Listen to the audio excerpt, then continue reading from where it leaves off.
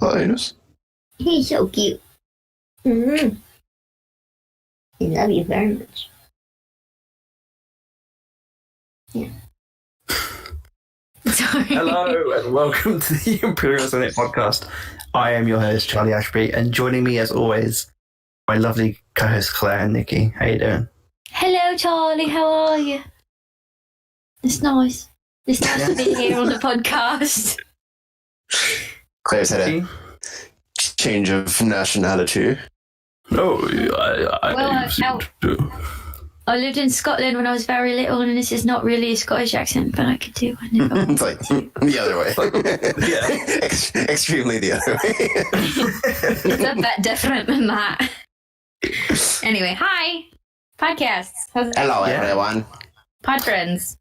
Yeah, just for extra context for anyone who's fucking confused about everything. So last night we did a podcast, talked all about the Clone Wars, all the crazy stuff, and then we spent about a decent 40 minutes ending the phone call, all of us doing British accents. For me, pretty easy. I'm pretty good at it. You're okay. I think that this social isolation period is making us crazy. Fair. Very fair. True. Is that fair enough? It wasn't that far to fall, but yeah, I would agree with you. The door is already creaked open, and now it's just off the hinges. It's hanging off the hinges entirely. Oh yeah. Yeah. Anyway, thank you for listening. Live showing. I just zoned out for like 2 seconds. I was worried about you there. I thought we lost you in the call or something. Charlie, you just had like flashbacks to like last week. Oh, it's like isolation. He's like, man, it's dark out there. There's memories to Nam. They're crazy. Oh my god. Napalm. Terrible. Yeah, it's crazy stuff. How have you been? Oh, same as yesterday. Yeah, it's about the same. Tired today. I worked this morning. So, life is good. I'm a little loopy. I've already started my mimosas, my cran mango juice mimosas. And life's good. It's good. That was good. There we go. There's a cat in my lap. Can't complain. How's everyone in the chat doing today? Hanging out, ready to talk about something? Wow, Nikki, did you expect them to respond? Yes. It's good to insult the audience while they're listening, so it's good. Uh-huh. See, there we go. We got some responses. Haley is good. Emma is fine. There we go. We gotta get that. We gotta up that. Let's get that into excellent territory. Hell yeah. Man. And hey, everyone who's joining in. If you're listening in, give us, a cheeky wave. My friend Bobby has finished season 6 of the Clone Wars. Hey. Season 6 is really underrated, I think. Those missions were never lost in my heart. I mean, I'm not gonna lie, Jar Jar getting laid is the best story arc. Dude, those 2 episodes are... That sexy bird lady? Hell yeah. Get some I would Jar. pay to watch a 007 film, but it's Jar Jar Binks. Oh my god, I was waiting for you to talk pornography, but 007 film, yes, I would watch that too. Quite the leap. You were talking about Jar Jar getting laid, and then the next thing I would pay to watch, and I was like, okay, well, I know where this is going. Clearly did not. I mean, I would pay do that for as Jar well. Jar's OnlyFans. I'm at best. What are you willing to do? I just love those episodes because I got my Space Indians. Made me very Yes. happy. The Hell Bardo yeah, Nuts. Yes. Bob says he hates everything to do with Jar Jar. Well, that's bad you. Because Jar Jar's he's the best. He's the... We'll see what you're Six saying once the sex tape leaks. You'll be singing a different tune, I think, buddy. Yeah. You sound big doo-doo. Dropping those boomers all around. Wow. Also, I think that's a really great arc because it sort of sums up the way that fans were with Jar Jar, where it's like they underestimate him and they think his stupidity is like a negative. And actually, Mace Windu learns that this dude can get shit done. That's right. Literally, my favorite part of those episodes is when Mace is like, "No, we must like meditate and figure out our way forward." He's like, "I see a market. I see people." And Jar Jar's like, "I see that too." Oh god. Good stuff. Haley says Jar Jar 6 tape with Monica Lewinsky is due out any day. Yeah, the late 90s were a wild time. Oh my god, yes! Lisa did not have any sexual relations. Hey to everyone on YouTube. By the way, we're looking at both Twitch and YouTube chat, so if you want to just join in, we can read out any questions on either platform. So, hey, Rogers. Hey, Brian. Hi, friends. Hey, guys. Or new friends. Welcome. Make sure if you got any questions, you can leave them in the chat. Definitely want to knock out a bunch of those as we navigate the next chunk of time. Who knows how long these things go? Obi-Wan Kenobi, boxers or briefs? What? I was asking a question. Obi-Wan Kenobi, boxers or briefs? Briefs. What do we think he would wear? Or what would we wear with him on? You can answer both, but I think Obi-Wan would wear tight ways. Hell yeah. I think Obi-Wan likes the security. There's so much the support. So much, there's so much that's, not for sure in the galaxy. I think what he wants to know is that his nether regions are properly packaged and, protected. And I would say Anakin's a boxer guy. Oh yeah, Anakin lets it hang loose. Yeah. As Alden says in the comments, he says Obi-Wan, but I think Anakin would be a MeUndies guy. A MeUndies guy? Anakin and Padme have matching lightsaber MeUndies. What a coincidence. I do like the idea of like Anakin being this idiot who thinks he's being really clever, being secretive, but all his mail goes to Padme's address. Like all the like, to my wife. Quick paychecks. Yeah. You guys, have you seen the pattern of MeUndies where it's just like the box of like takeout Chinese noodles and it's to send nudes, NOODS? Those are the ones that Anakin wears. He wears them in boxer form. Send nudes. I bet he's got ones with like Sebulba on them.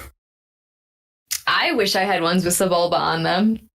Come on, MeUndies, get right on that. Give the people what they want. Easy to wash that poo stain out. Oh no. Very good. I'm fine. Good. Yeah. Oh my god. Gordon says Rex watched the door while Anakin and Padme did their Instagram photo shoots in her apartment. Oh my god. They did that, I would pay to watch someone recreate or make, if you're like a cosplayer. You know those like YouTube videos where they go to people's famous people's apartments and they like show you around? Like cribs? Like, sort of like cribs, but it's like the comments, like the new YouTube trend of people doing it as well, like how they've updated their stuff. I want that with Anakin and Padme's apartment. It's a dope ass apartment. So this is the window where Obi-Wan jumped out. Just clip them going. I should do that with my apartment. This is the pile of boxes that I'm too lazy to take to recycling. This is all the stuff I put in a corner that's supposed to go to Goodwill. Oh wait, it's closed because quarantine. You guys would really get the experience.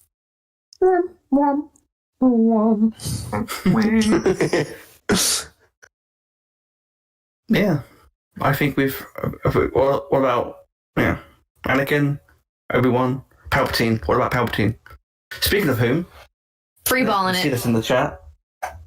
Palpatine is free. Oh yeah. All those robes, no chance he's got anything under that. No chance, all chafe. Just saying. He's just got loads of baby powder.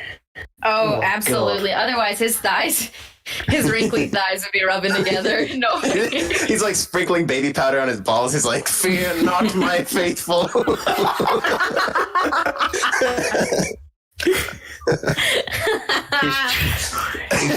His chafed balls healing after Ray and Ben are there. His chafed, low-hanging fruit. Yeah, definitely. Oh man. My balls are restored. Oh, no one got twisted. Oh, Do you think when you sit on the chair, like when he's being lifted, like, one's just hanging out, like nearly Oh my God, out the definitely. socket? I pictured exactly like the Johnny Knoxville like bad grandpa sketch from from Jackass, where the grandpa like bends over and you see one nut hanging out of the shorts on the long dangly. I think that's why the Jedi who went to go corner him and run that's why they were so blindsided, because I think maybe one of his balls like, oh, God. when he was flipping through the air. Yeah, Kit Fisto does that. Like, he just sees it and his smile just fades. He's like, oh no. Oh no. R6, get me out of here. Oh, Jesus Christ. Oi, oi, oi. Also, when he slid down that the invisible hand, that's gotta be quite the burn on the old bum cheeks.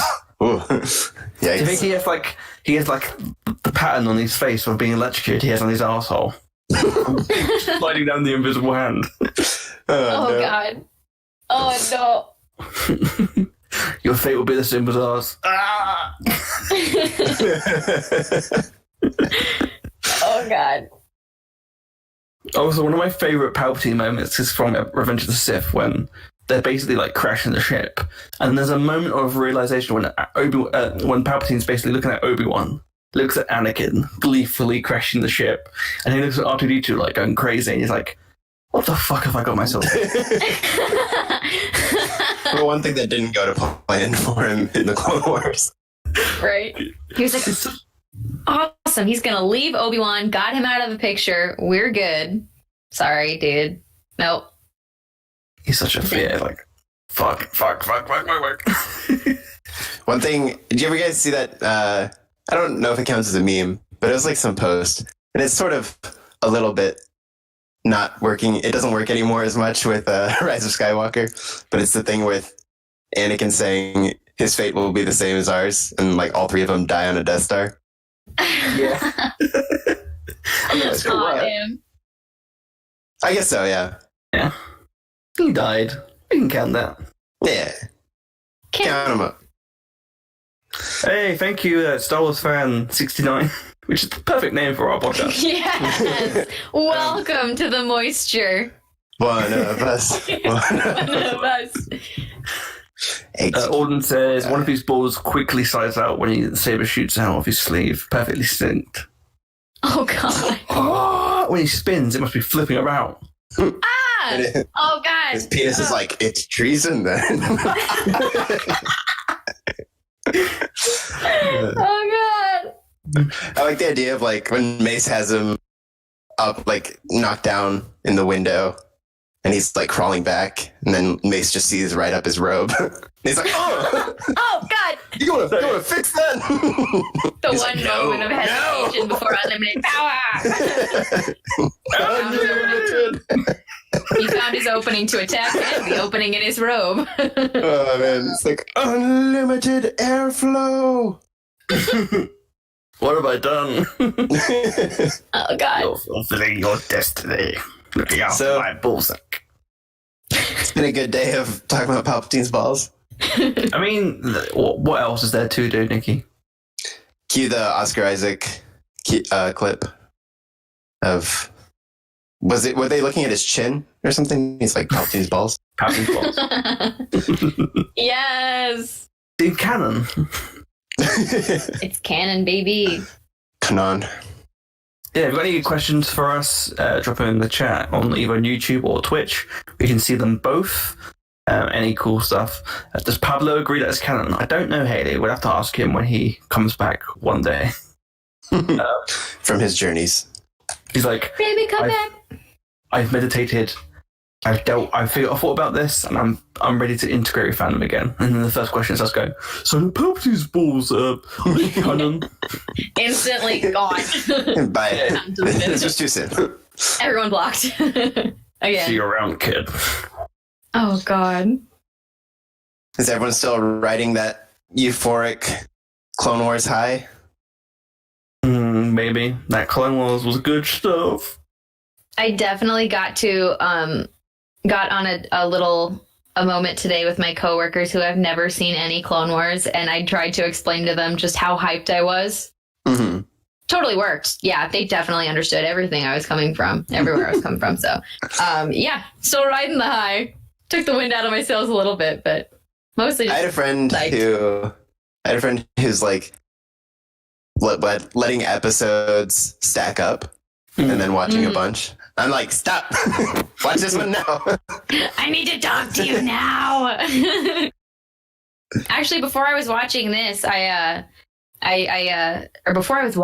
before I was participating in this video podcast, I was watching the arc where Maul and Savage have taken over Mandalore. I just saw a certain Death Watch leader get iced before I came over here. So, all right, Pre Vizsla.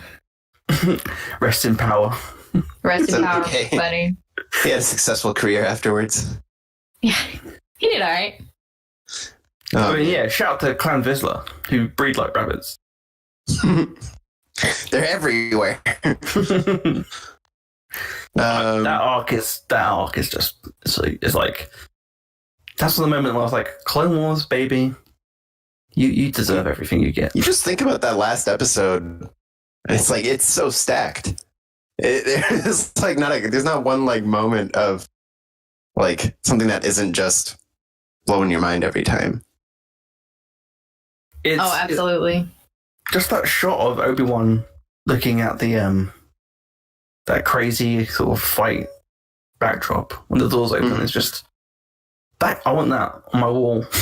The whole wall painted. The logging onto Twitter image. Mm-hmm. So beautiful. I just want to cry every time I see it. And also, for Satine. R.I.P. baby. I want a book about Satine. Yes. We talked about this a little bit yesterday, but we need more Satine stories. Do you know what I want? I know we always talk about the whole Obi-Wan Kenobi, Satine adventures with Qui-Gon and stuff, but I want to see a book. Like, if I got to write a book, I could write this book. I could write a story. I would do like a story where it's like on Mandalore, and it doesn't tell you who the characters are at first, and then like slowly throughout the book you realize who it is. And it's a story about two sisters. And then gradually, like, oh shit, it's Bo-Katan and Satine. And you realize what went wrong, what went down. And I feel like that would be an interesting story. That would be. Also, sorry, this is kind of tangentially related to what you said. So, Obi-Teen, back in the day, did they fuck? Yes. Is that canon? The product of their love is in the show. Oh, that's right. Oh my gosh. Oh, what's his name? I'm blanking on his name. Like Corky or something. Corky. Also, fuck you for naming that kid Corky. Although I love the way that she says it, but oh my god. Auntie. Corky one Kenobi. We're convinced, we're the Imperial Senate are collectively convinced that Corky is actually Obi-Wan's bastard love child. They have very similar jawlines. If you look at the character design, he looks like Obi-Wan and Satine's baby. Also, nephew. Who? They have a third sibling. I was going to say, did Bo? I don't think so. He doesn't look nothing like Bo. No. Bo ain't Obi's Bo. Oh, Lord. Yeah, so we're convinced, that Satine, Obi, they got down to it, baby. Also, you've seen Obi-Wan Kenobi in episode 1. Who wouldn't want to fuck that rat tail? Oh dear. She's like, they both go, it's like the end of them making love, and then they just both turn over into the bed. And then he just looks at her and whispers in her ear, "You're right about one thing. The negotiations were short." Oh. Are the negotiations named for his penis? Oh. Just sex. I gotta say, some people are into getting their hair pulled. I feel like that rat tail is just begging. That Padawan braid. Watch her, you rip it out accidentally. Oh, he had to grow a new one. That's how the mullet came about. He just left it untied. Oh my god. Is there an established time frame for when that happened in relation to episode 1? No, but I like to imagine that he continued seeing her afterwards, and Anakin's just in the little corner staring. I'm going for a drink. Master, train. He's in the toilets texting you up.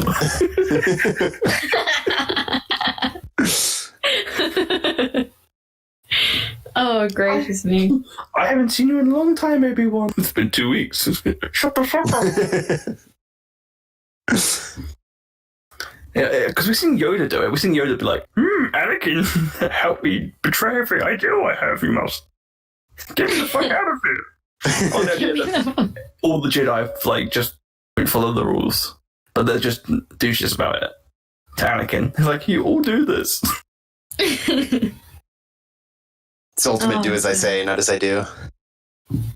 It's like, young Skywalker, displeased we are with you. It's like, Mace Windu's smoking right now. Like, just out the window. Oh, God.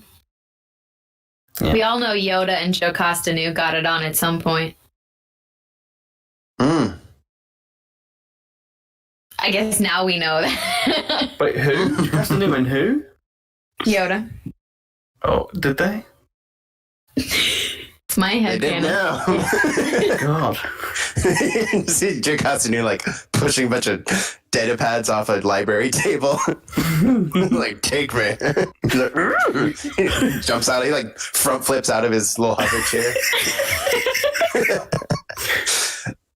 Oh, gracious me. Yoda can't find the clit, so he needs to get a group of kids to help him. If you can't find it without even with the help of the Force, I am... Master Yoda? God. It should be here. I've lost my faith. Keep the blast shield down, kids. Keep the blast shield down. Keep the blast shield. Close the blast doors. Oh my God. That's the perfect, Star Wars satirical scene. Is just a guy going down someone in trouble, doesn't know what he's doing, and then Obi-Wan just pops out and goes, "It should be here." But it isn't. Did you guys read those old EU Han Solo books with the Talanda Till? And he falls in love with what was it? Hut Gambit was I think the second one. Smuggler. I can't remember what the name of the first one is. Okay, so I will never forget the Talanda Till because their name they're like these weird turtle frog-ish people, and they make a weird purring, croaking sound in their throat like a cat. Ooh. But apparently it is very sexually stimulating to humans. Yes, please. And it's but it's like a drug. It releases so much endorphins in human brains and stuff like that. So they start doing their little noise, and Han Solo falls in love with a girl who's in their colony, a slave with them. And anyway, she gets turned on by a turtle frog croaking. Yeah, I've got it Star's End somewhere. At Star's End. I can't find it. My favorite thing about that book is there's a droid. I remember speaking to Pablo Hidalgo about this a few years ago because he had never seen a copy of the UK edition. And he was like, there's always rumors about this. Well, not rumors, but because it's kind of confirmed, but he'd never seen an actual copy of it. And I showed it. And it was, there's a droid in the book in the US edition. And they had to rename it in the UK for a specific reason. Was it Fanny? It was Fanny. I know this one. What was it? In America, the droid's called Bollocks. So they've like renamed it. I think it's like Colux or something along those lines. So I took a picture of it for him, and I was like, "Yeah, here's the proof." That's great. Like, but it's funny because when I watch like Star Wars Explained or like YouTube videos about this stuff, it's always bollocks, and it's just great. It's like you name it, Bollocks. Oh gracious! I wish it was Fanny. Fanny would be a great one. Sam says Bo is gay as fuck. I mean, obviously. Oh yeah. And also, have you seen? I don't know. We said this on the podcast yesterday, but if you haven't, look at those fitness videos that Katie Sackhoff is doing. Because, girl, god damn, you could melt Mustafar. Yeah, seriously. So yeah. Oh, thank you to everyone who's following us. It means a lot to us. Bless you. No, I did that. We're sorry in advance. Thank you, though. Rebels or Clone Wars? That's right. Brian Long talk. Awesome. That was so quick. Clone Wars is like my favorite thing. It's just, it has my whole heart and soul. And Ahsoka is the perfect, incredible angel. And that show came at the right time in my life. And it just, I love her. I love her journey through Clone Wars. I love the prequels. I just love that era, and I love everybody. And Maul. Maul in Clone Wars is just wild. So, anyway, I love you, Rebels. I love you dearly. Do you ain't no Clone Wars? It's Rebels for me. Clone Wars is certainly has a special place. It sort of reignited my Star Wars love when it came back on, or when it came on. But I always think, I think it can, Siege of Mandalore probably excluded. I always think my Rebels emotional highs, the peaks were higher in Rebels than they were in Clone Wars. And I prefer every character that went from Clone Wars into Rebels. I prefer their Rebels version because they've all been broken to a ridiculous degree. And I think that's something I always loved. It's like Rex, Hondo, Maul, they've all lost so much. And I think that's another cool thing about Siege of Mandalore. We're going to see exactly how much more they lose. You like Rebels Hondo more than Clone Wars Hondo? Yeah, he's better in Rebels. No! Dude, oh my god, he's the no. Why are you back for another arc, Hondo? Why are you here? No. Hondo is way better in Rebels because he's the washed up pirate who doesn't realize he's washed up. Yeah, exactly. It's so funny. Yeah. My friend! He's so much funnier. Because he's kind of a threat in the Clone Wars. But I like the fact that he's a washed up douche. And also, something quite interesting about Rebels is that in the set of the timeline, there's these characters that we meet in the Clone Wars who are quite... he's still in the middle in the Clone Wars, but he's still a bit of a villainous fella. Whereas in Rebels, these group of people that we know sort of become good guys. I kind of like that, especially in the last episode where you see Hondo with Rex and stuff like that. It's kind of cool just to see those all come together. That finale, though, was so incredible. Obviously, we don't have our finale finished for Clone Wars yet. So I have a feeling that my whole entire life and spirit and soul and motivation to live is going to get crushed by the end of these 3 weeks that we have left. Mm-hmm. But yeah, I do like the Clone Wars characters in Rebels. I think that their journeys come to a very interesting point, and I guess beyond, since there's more coming, I guess. Yeah, it's always a tough question for me because they go hand in hand with each other so well.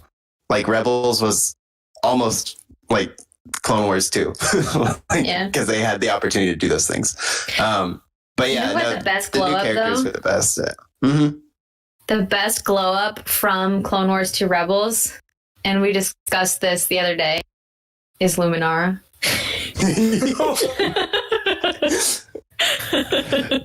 She gets multiple middle finger emojis from all of us. Goes from cold-hearted asshole Jedi to corpse. Okay, here's an interesting question from my friend Bob, he's finished season 6 of the Clone Wars. He says, should he watch season 7 of the Clone Wars or start Rebels first? It depends how detached you want to be from the conversation of now. Yeah. I'd say just stick with Clone Wars because this is very much the present thing, and Rebels will always sort of be there as because it does function very much as its own story, which is the intent. Yeah. So it's not like you need to go watch Rebels to catch up with the Clone Wars. Yeah, stick with Clone Wars. Finish that off. I agree too. Also because at least from this first part, I haven't seen anything in this that like at least in the first part of the finale and in this season that's like super Rebels inspired. I feel like it's not like you've missed all these movies, so you're going to miss a bunch of references. Like that will happen. There's so many little moments where if you're studying the movies like us crazy people that you will be satisfied to get little allusions and musical cues and stuff like that. I haven't really seen that for Rebels and so far anyway. Also, yeah, I think that, yeah, I agree. You should stick with Clone Wars just because. Also, it's so good right now. Yes. Yeah, it's like as much as I say Rebels is my preferred option, or like whatever. Siege of Mandalore has the potential to just be the greatest thing ever, like put into animation ever. Yeah. So, I mean, that first episode is already just. I mean, it's like yesterday we talked for like an hour and 40 minutes, and I feel like I both said a lot and said nothing because just the words don't come to you when you're like trying to react to this thing. It was just a lot. What do you think, Charlie? I'm going to go slightly different just for the sake of being different. No, also, I think Ben makes a really good point in the chat. He said it'll be a couple of weeks before season 7 wraps up, so you might be able to binge a season or 2 of Rebels in that time. And I feel like, because we've got nothing to do, yeah. if you were to apply yourself, I feel like you could finish Rebels in its entirety before Clone Wars finishes up. And there are things in the final season of the Clone Wars which I feel like you do kind of benefit from having watched Rebels, even if it's like just history-wise. I think it's ingrained into the material. If you watched it, it's the same as watching Rogue One. You don't know who the ghost is. It's not a big deal. But if you watch Rebels and then watch Rogue One, it's like, shit, the hair is there. Like, oh my god. Like, it's just an extra bit of... It's the same, like any Star Wars, it's the same watching Empire and knowing who Anakin is. It's just cool to go back and, dive into that. So, Yeah, there's definitely good alluded history. I'd say if you're going to try and shove Rebels in between, at least get through season 2. Yes. And then you come back to Clone Wars. That'd be a good stopping, like good break. Because let's be real, that season 2 finale as well, it would emotionally hit so hard with what's going on right now. Yeah, that's the one that links the most. Siege of Mandalore, yeah. I think Siege of Mandalore was first like referenced in content in Rebels season 2. He says season 2 of Rebels is an O-face. I agree. I agree. By the way, Siege, like I didn't actually get to say if I like Clone Wars or Rebels more. I feel like the Clone Wars, it's in my mind, it's the same. And I mentioned this as well with like Better Call Saul and Breaking Bad. Like, the Clone Wars is Star Wars to me. It's the original film. And Rebels is Empire. It's not saying that the Clone Wars is bad. Everything I love about Rebels is kind of built upon what Clone Wars did and it introduced this world and these characters and concepts. But because it's there and because I absorbed that, having Rebels on top of it makes it a better story for me because it's like a more condensed story. But I'm also appreciative of the fact that if there was no The Clone Wars, Rebels, I wouldn't have that much of a love for it. So, you know, I'm going to say that overall Rebels is, I mean, fucking hell, they had James Earl Jones as Darth Vader in the best fucking Darth Vader design ever. That Ralph McQuarrie, you know, it's so good. I mean, do you remember that ending to season 1? It's just... I remember just watching the end to season 1 and just like staring at my TV and being like, what? Like, we did that? There's no way they can top this. And then season 2 happened, and I was like, oh my god. Something I also love about Rebels is, with the exception of like Ahsoka and Rex, I guess, Rebels really had to earn its trust with the main characters. Mm-hmm. Because like, if you didn't like Ahsoka or Rex immediately, you always had the fallbacks of Anakin, Obi-Wan, Padme, like the core cast. Whereas the core cast of Rebels was built from the ground up, and it's almost like, I think that's almost like Rebels feels like Clone Wars is like our friend, and like Rebels is like our baby. It's like we saw them come from nothing into like this flourishing, amazing arc. I mean, you think about Ezra, Kanan, Sabine, Hera, Zeb, Chopper, like those journeys they all go on throughout, you know, this 4-season arc. It's like, it's just, to me, that always will feel so like uniquely special. Let's have a look. Sam says Clone Wars fleshes out the prequels, whereas Rebels is more standalone. Yeah, I feel like I can see that. Yeah, I agree. That episode 2, Clone Wars 3, Rebels 4, Rogue One period is my G spot, and they're really tapping into that, you know, unique. He's giving you the instructions and in which order you start here, then you go there, and then and next thing you know, there's just everywhere. It's the Kessel Run, and then Han Solo, and they're just getting through there. They're just, you know, really getting there. Jam through the wall. Sounds painful. It's delicious.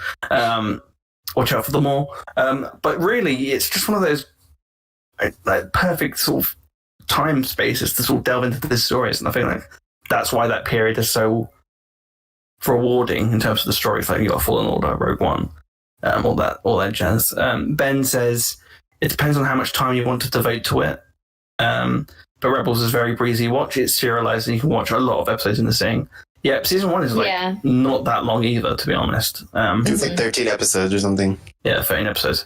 I would say, because Bob was saying about how he's only actually watched season 1 and 2 and then watch the Clone Wars. I would say the perfect way to do that is, if you season 1 and 2 for sure you should watch. If you've got enough time, just continue the series. Like watch season 3 and 4 if you have the time. Because it's like 3 weeks of the Clone Wars anyway, so you've got the time to do it. I feel like you can catch up on. And it's pretty, once you get into the story, it's very fast paced. I think Rebels. Yeah. Unless you're a pussy who thinks that the filler episodes are useless. Why did I do this episode for? What are these 2 girls in the Clone Wars? Skip this one. Oh my god, Dave Filoni, what is the point? And then like 1 week later, oh my god, I can't believe the CG Mandalore was the best thing that ever happened to me. You should direct Star Wars, the movie. Oh, Lord. So yeah, that's what I feel about. Auden says, I will say there's a certain 2-second cameo in Clone Wars yesterday that is fucking unreal if you've seen Rebel. And knowing it. We knew it was coming because of the trailers, but it made my heart moist. Jay says, which Shakti death are you rooting for, lol? I forgot if any were canon. I want them all to be canon. She's the Kenny. She's the Kenny of Star Wars. I want there to be a book which expands it. Like, she gets killed by Grievous, but she narrowly survives. She escapes to Kashyyyk, where she dies again. Does she die in 2D Clone Wars? I can't remember. I can't remember either, to be honest. She must have, right? It's been so long. Or did she get like tied up or something? It was fucking weird. I'd be okay with that, seeing her. Hello. Hey. Shakti is hot. We can all agree on that. Okay? Just saying. Is she though? Have you seen the clone training arc? Have you seen the...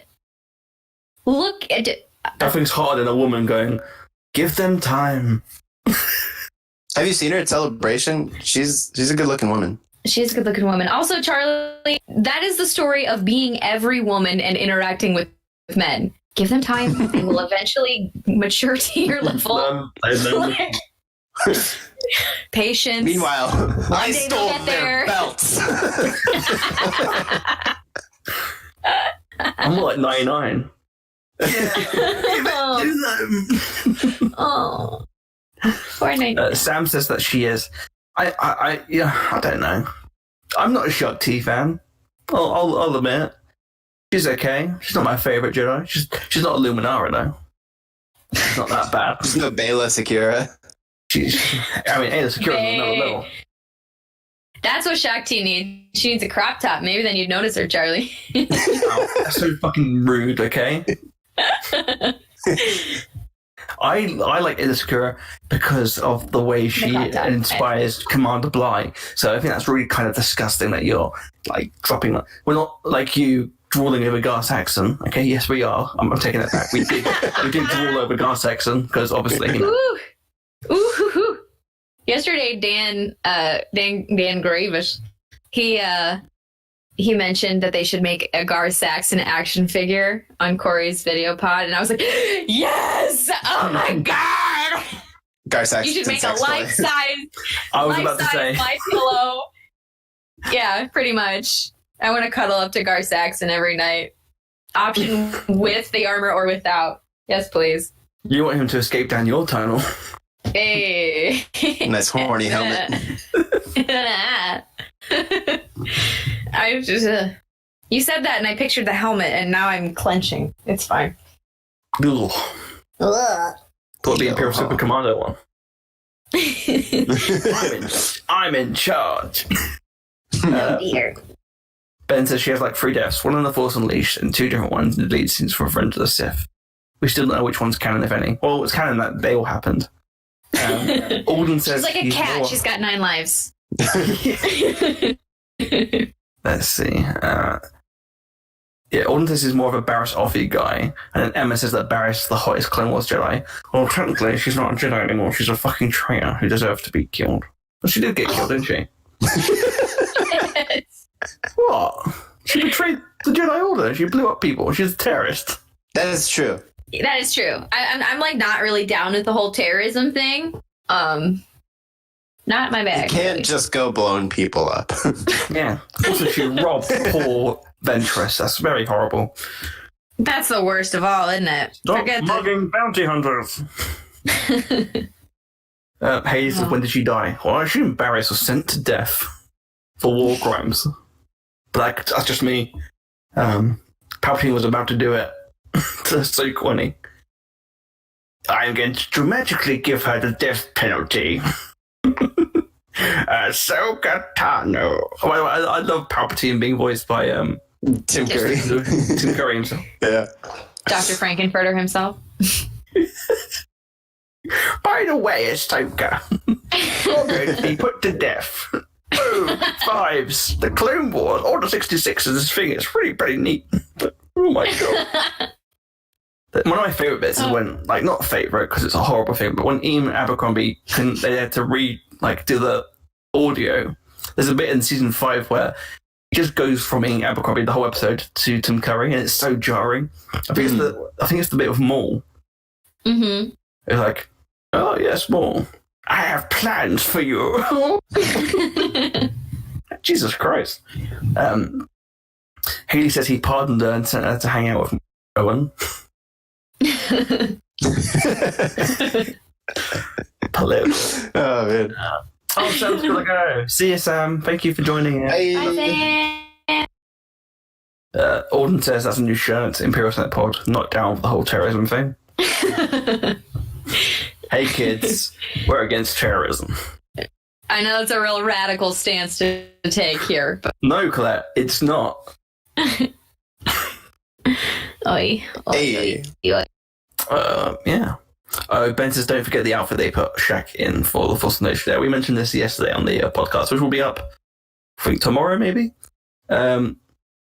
It's terrible. They're like, so Shaq Team, what's she been doing all these years? Wearing a bikini. Working on her summer bod. Eaten by a plant. Oh. Has an apprentice who turns into the dark side because the plant's got evil or something. It's very Little Shop of Horrors. It is very Shop of Horrors. Star Wars is silly. Silly It is silly. Yeah. If you've got any other questions, feel free to drop it in the YouTube or on the Twitch chat. We're here for you, baby. I'm not. Do you have any questions in the tubes? Oh, yeah, we should probably check your Twitter as well. Claire, do we have any questions on Twitter? On Twitter? Is that what you just said? I said Twitter, but if you want to check your Twitter, that's fine with me. Your Twitter account. Let me. Go to your Twitter account. According to the Imperial Senate podcast Twitter account. Let me see. Now What you're we got turning here. into the penguin. I could turn into worse things, to be honest with you. All right. Penguin is dead. So there's a lot of questions. Pretty much all of the Twitter questions are Clone Wars episode spoilery. So I don't know if we want to. I can start with one that's not spoilery. Do you have one that's not spoilery? I do. Say Came about from an Sneaky. anonymous source. Anonymous is watching our podcast. Indeed. Which separatist would have been the biggest contributor to the Rebel Alliance had they survived the Clone Wars? Which would have been the worst? Is that from Reed? Never.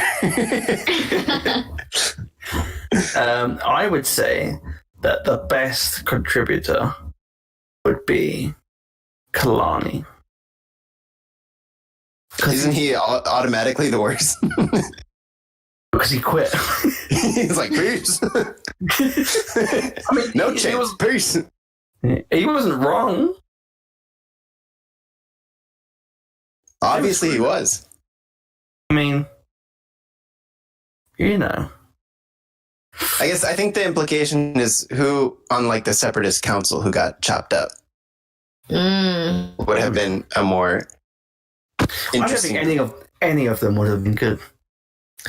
I feel like was Poggle on Mustafar? Did he get himself chopped He up? was, yeah. Yeah, I feel like so. Poggle eventually would have, judging at least from the Catalyst novel, I feel like Poggle's freaking fed up with the Empire and abusing his people and not giving them what they want in their efforts to build a Death Star. I could see Poggle eventually fucking the Empire over royalty. Maybe not openly supporting the rebels, but I could see it. Yeah, but he's easy to kill. Just get some bug spray. Oh, that's not nice. That's what they did to them. Yeah. I'm sorry. Remember, what was his name? From Rebels. Click Clack? Click clack. Click clack. Click Clack, number one rebellion supporter. Click Clack. Yeah, I I feel feel like like Sandhill could be slipping some credits. I think that's what I was about to say. Sand Hill would be a good. I can see that. Like, give them money.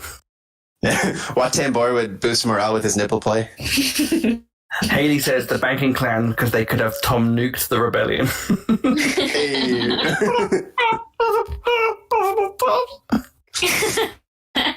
So do we want to? Would we be in agreement that the worst would be Newt Gunray? Yes. He'd just constantly be trying to kill Leia. He's like, she looks familiar. Shoot her or something. Kill her. I don't like white brunettes. Kill them. Hey, what are you saying, Nikki? I'm not saying anything. Newt Gunray's saying it. Yeah. That's The racist. record stands for itself. The Trade Federation, baby, they hate white women. To be fair, I am one of them, and a lot of times I hate us too. So So they're one like good stance. They're anti-Karen. The Trade Federation, anti. Charlie, that is the N word for white women. Didn't you see on the internet? How dare you use it in this podcast? We're dropping slurs on the We're live dropping show. slurs. That's, How dare you suggest that, Karen? That's the on the holonet. It's like breaking news. Trade Federation leader says it's just a K word. Says the K word. Calls across the galaxy for his resignation. Oh my god. I can't. He's doing a press conference. He's like, I just want to say sorry to everyone. And then the report comes up. She's got brown hair. And then another one comes up. And he goes, no, there are two of them. Like, it's getting You should again. You should two Gary. Oh my god. Ben says, I feel like Mon Mothma would kick most of them out of their butts, but especially Newt. Yeah, probably. Oh yeah. One thing I always had in Rebels, like something I was on my wish list that never really happened, was to see like one of the like separatist generals like join the cause. Yeah. Like I'm always a big. I think we talked to this on a previous show. Big fan of Worm Loathsome. From the Clone Wars movie, and I would have really enjoyed to see him like sort of in the same way that I think they sort of wrote with Cassian. I think it was Cassian, where like the separatists movement continuing from anti-republic to anti-empire. I think that would have been kind of fascinating to see. And I feel like that's a perfect opportunity for the Cassian series to delve into. The fact that not all this. I mean, even the opening to episode 3 says it. There's heroes on both sides. Like the separatist movement in itself wasn't all a negative thing. A great Clone Wars episode as well. Here's one of the best. So you know who top notch. Who could have added there? I still think Kalani would have showed up once the calculations would have improved in their favor. Maybe after the Death Star blew up. Post Endor, I am here now. I think no. After the first Death Star blew up, he's like, okay. Anakin Skywalker's on his dead. That's definitely him. Can you imagine he like makes that calculation and he's like, oh, everything has gone in their favor, and he just walks into the Empire Strikes Back opening crawl. He's like, wait, shit. Turn around. Oh god. He's a half like just, I'm going to peace out again. Call me. Oh goodness. But yeah, I feel like that's an interesting question. I want to see more of the Separatists and the Rebels, and the the infighting and such. I remember in comics there were some things where they like Rebels would like use Separatist cruisers and stuff. That is what I went to see in episode 9, but apparently there was no. Apparently there's no banking clan or Separatist flagships.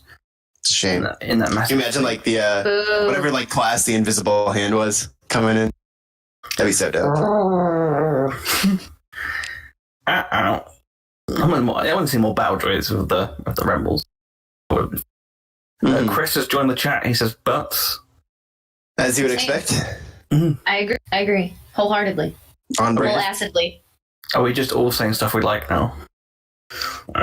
Star Wars. Star Wars we have butts. someone on the YouTube chat who said, would the Penguin make a good Star Wars villain? Absolutely. Could you imagine General Grievous with the Penguin's umbrellas? Oh my god. The Penguin would totally be on the Separatist Council, though that totally his ass slaughtered on Mustafar. You Sorry, must go Pete, we to know. the Iceberg Lounge. There you'll find the Penguin. And of course, we can only mean Danny DeVito's Penguin. Only that Penguin. The pushing I've been looking for. Love cat going. Yeah. Oh god, he's instead of the Penguin, he's the Convery. Oh, that's great. The Borg. What pre-episode 4 characters would you like to have seen in the OG trilogy? My pick, Meeba Gascon. That would have been great. Meeber. Imperial. Only Beaver one gas. person. Only one person can fit into the Death Star's exhaust pipe. I think exhaust. Leave it to me. Riding a proton torpedo. Or like Doctor Strangelove. Exactly. Riding the proton torpedo.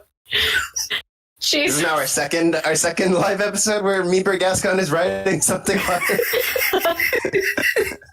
So that explodes. This is where he belongs, you know?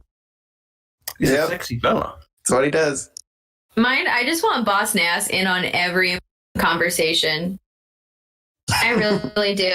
His motorboating is the perfect accent point to any conversation. So Charlie, what was that about? How would you define the thing he does with his mouth? How would you describe it if motorboating is not the term you would use? Oh, I would use a traditional Gungan acceptance. The traditional Gungan motorboat. Yeah, no, a traditional sign of acceptance. That is a very traditional religious. Is it though? I would say so. Are you mocking their religion, Claire? Are you trying to make it disgusting by using sexual language? Because that's quite rude. I'm a xenophobe, so yeah. No wonder why the Gungans wanted to stay in the wall all those times. You people from the Boo need to calm down. He's a big fan of the Naboobies. Yeah, I'm just kidding. The Naboobies. He's motorboating for the Naboobies. Naboobies. Just kidding.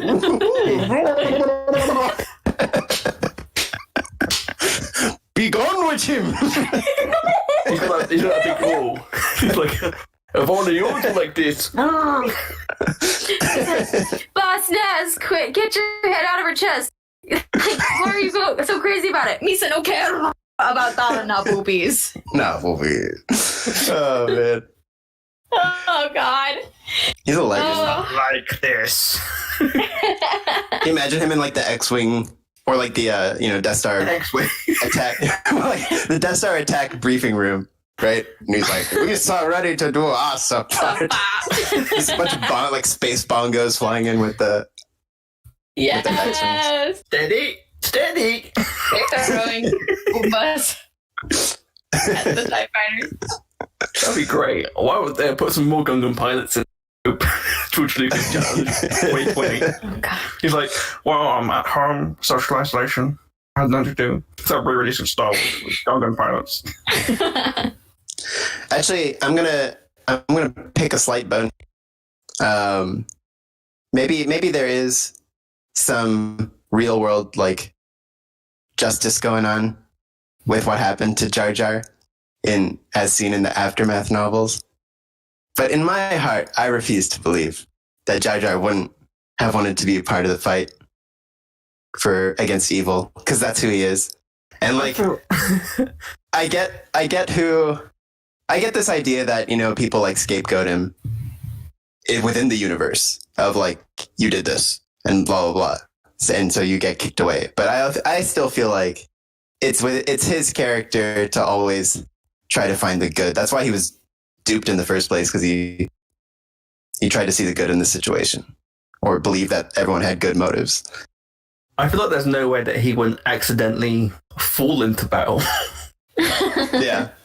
He accidentally like his hand up because he wants to like point to a star, and he doesn't realize he's actually like joining the Imperial Academy, and then like ends up accidentally knocking down the Death Star or something. I don't know. He's like given a Moff position and like blows up like several Imperial installations on accident. One of my favorite. Honestly, they need a Jar Jar offensive against the Ewoks. I think that's how they should have stopped the Ewoks on Endor, man. Well, the Forest Moon of Endor. I have to say, like, it's a good question as well. Like, I know we're joking. This book right here, and if you haven't read it, you should. Get on it. Leia, Princess of Alderaan. My girl. Claudia Gray. I think that's my favorite canon book. That has a really good. That I've read at least. That has a really good character in it from the prequels, which is Captain Panica, who is now Moff Panica. God, that scene is mind blowing. It's just so good. My whole life and spirit was crushed reading that. I was like, oh God. That's when you know Claudia Gray fucking gets it. Absolutely. My girl. Because she can find these ways to like nip into these crevices and then like blow them up. She's insane. She's the Meeber Gascon. She's the Meeber. Oh, I have to say, I think Bloodline and then Leia, Princess of Alderaan. Yeah, Bloodline's my favorite. If you haven't read Bloodline, read Bloodline. Read Bloodline. It's so good that it makes me mix up my words. It's just another. And then I have to put Thrawn over to the side, the first Thrawn book, because it's just so. It's just it's different. It's its own little blue heart emoji over in the corner over here. Also, shout out to everyone who joined in our amazing poll this week, where I asked everyone, did you think that the sinister, menacing organ music plays when Thrawn brushes his teeth? The majority of people voted yes, which I really appreciate. You gotta have your pump-up jams while you get ready for the day. I mean, I understand it entirely. The fluoride must be brushed intensely. I also gotta say about Princess of Alderaan, why that's my favorite one, is because it cements my favorite Star Wars villain in his place, Grand Moff Tarkin. He's such a good baddie. He's so good in that book. And like the tension they build there. Yeah, I love it. And you get to chill with Bail and Brea Organa, who you know, both of them are sadly, starved for time in the movies. Such. Remember when Claudia Gray twists the knife like 720 degrees? With the last line in the book. Yeah. It's fine. I didn't need to feel whole ever again, but it's fine. Yep. Yeah. It's just one of those things where, like, she does a great job at making tragedy really stick to you. There's a bit in Bloodline, which, again, Bloodline takes place after episode 6. It's like 5 years, 6 or 5 years before episode 7. Yeah. And in the New Republic. And there's a scene that involves Bail Organa, who has been dead for 30 years. And yet he still manages the way to break my heart. It's fine. It's good stuff. I'm totally fine thinking about it. Chris says that Prince of Alderaan is his favourite Star Wars of all time. It's good. Emma says best canon book. I know why. Princess of Alderaan is his favorite. It's also got our girl, Holdo. Amilyn Holdo. She's so good in that book. I love so the character. Awesome. She's the best. And there's this amazing artwork that I've seen for it, and it's just spot on. That's one of my favorite things about having read Princess of Alderaan before Last Jedi, because it was like when she's in the movie, I remember being like, oh, she doesn't seem as crazy as she was in the book. And then she starts turning the cruiser towards the ship. I'm like, here's my crazy girl. There she is. Only she can do that. Only she knows.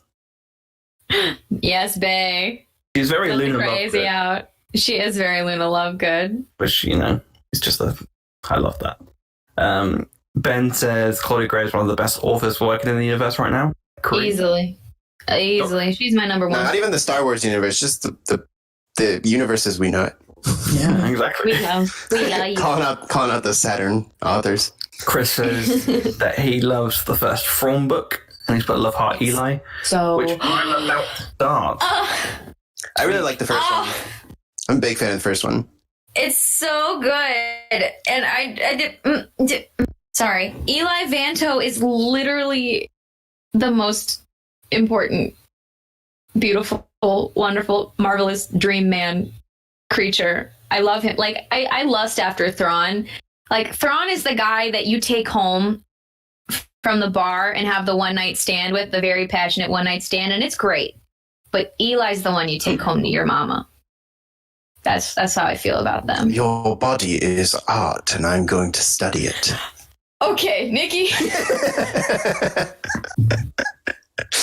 Cue organ music. Nikki, you keep going. I'll do the music. Don't mind me, Nikki. I'm just putting a note in my phone for a later date.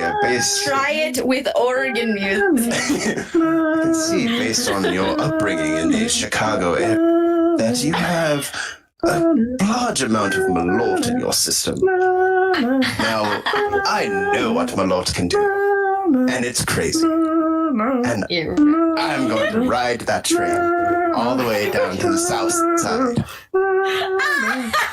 And then I'm going to fuck it up so much. And your head won't be spinning from the malort. Your total destruction will come in my gigantic blue cock.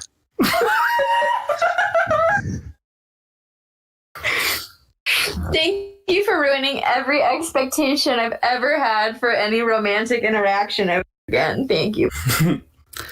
Meanwhile, next door. Oh, yes. Just grab the talking book. Your pussy has been ready. Charming to the last. Thought I could smell you. If I were to... Your pussy is too much. Your pussy's far too remote to test out my tongue. That is a total Tarkin excuse. Total excuse. God damn it. Why are you so right? My God. Fuck you, Tarkin. You may fire when ready. It's been 5 minutes. Retreat in my moment of triumph? I think not. It's a threesome, and then the critic's like, "You stand here amidst my achievements, not yours." Oh dear. Ooh. Yeah, I think that answers the question: which separatist, which prequel character would like to see in the Empire? There we go. No, who would I pick to see like the prequel character to see in the Empire? Because we do see some, obviously, in Rebels. Do you know what? I really wanted to see the delegation of 2000 a bit more. I think to me that's like the one great sin of the Revenge of the Sith final edit. Mm-hmm. Losing that. But thankfully, a lot of it, I mean, it's basically been confirmed canon, the road book and everything like that. Just the idea. Yeah, they've really been able to like build it up in other places, but yeah. But I just want it firmly to everyone to know that Padme Amidala helped start the rebellion. She would have been there. Yeah, she did. It started before the Empire was built. That's, again, like just thinking back on that, it's like one of the great scenes of Revenge of the Sith when she's like, "Do you think we're kind of bad?" Yes, that is, like, we suck a little bit, right? Yeah. I'm not imagining that. No Padme. Oh, Padme. Good stuff. Ben says, here's a question. If there's a standalone animated movie produced that's not tied into anything from any of the other animated productions, when or where would it take place and what would it be about?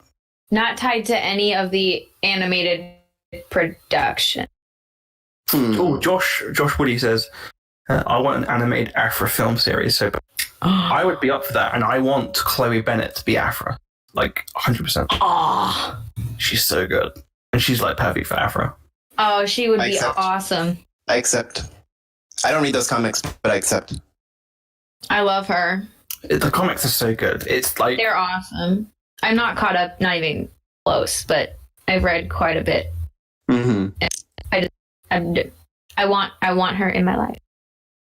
She's a bit like if Han Solo and Indiana Jones were one person. Mm-hmm. They are. Okay, listen here. Okay, so can someone edit that on my face just like that? And on slow motion and then put the GTA wasted screen. Oh God. Yeah, that's a good shout. From something completely independent. I don't know if I can answer in that way because I'm so married to an idea we talked about before of the Obi-Wan Satine story. Oh. Boom chicka wow wow. Star Wars. Yeah. Boom chicka wow wow. So I'm gonna cheat and give that, but back up the Afra answer to stay within the parameters. I want Tales from Jabba's Palace, the animated. That'd be great. Starring Salacious Crumb as the MC of the show, and him just speaking not in basic, him speaking in whistles and laughing and cackling. Oh, yeah, I did it! You know, that voice, and just like having subtitles. And just having like crazy bounty hunter underworld, Jabba's Palace, party on Wayne, giant Max Rebo, cuddle sessions. Tales of the rogues and thieves of Tatooine. I think that would be nice. All those Tales novels would be great. Like Tales from the Bounty Hunters, Mos Eisley Cantina. Yes. New Republic, like the Tales of New Republic. Those were great series. You talk about like the shit that happened in the 90s. Those Tales of novels. Claire, where is your boy? What do you mean, where's my boy? Where is Salacious?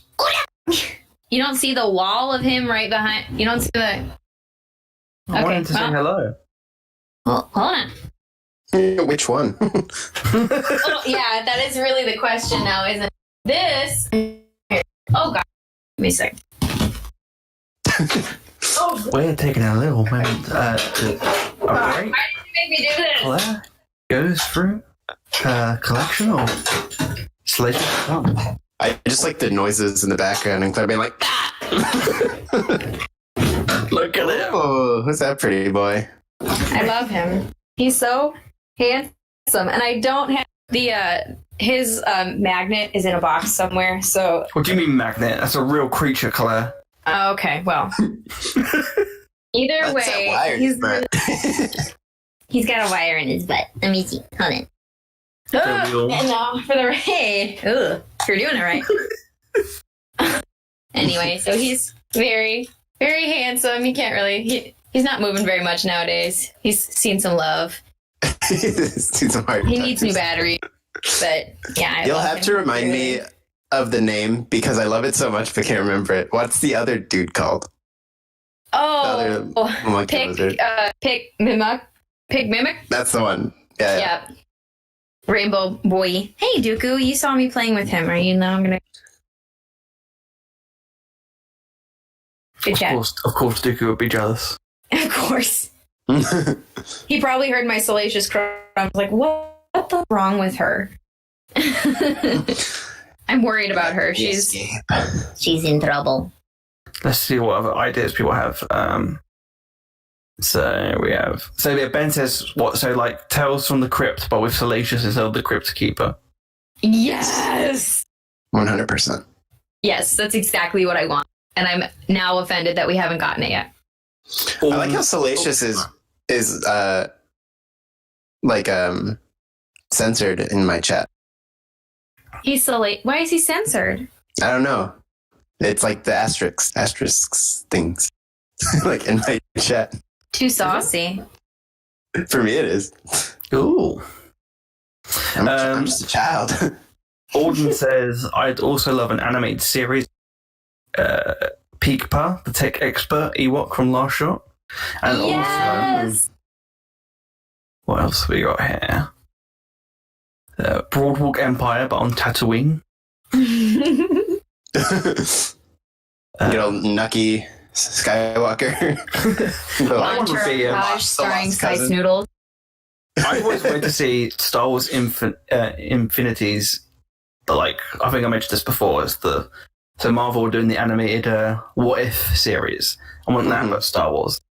That would be get awesome. Get all the guests back. So like, what would happen if the rebellion had Anakin Skywalker? What would happen if Rey turned to the dark side in episode 9? That would be awesome. Yeah, that'd be so good. I think something that I feel like I should promote as well for the animated series would be a pod racing series. Because and last night I recorded what turned out to be a very long episode of C.O. Bibble's Babble Bubble, where we ended up doing a draft of using the real life Formula One teams and which pod racers we would want on those teams. And in doing that, it required like a lot of research on like the different racers. And some of these guys they have the funniest stories. And I'd love to see just more of those characters. There's one guy who on the second lap tried to cut someone and then was never seen again. Like he tried a different way and then was never seen.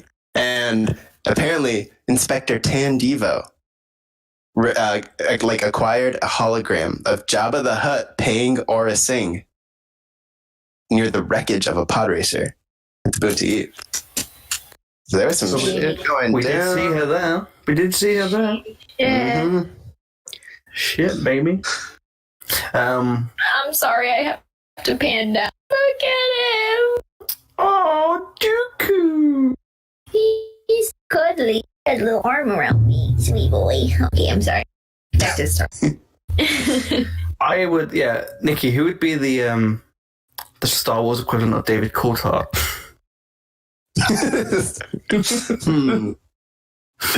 A fascinating question.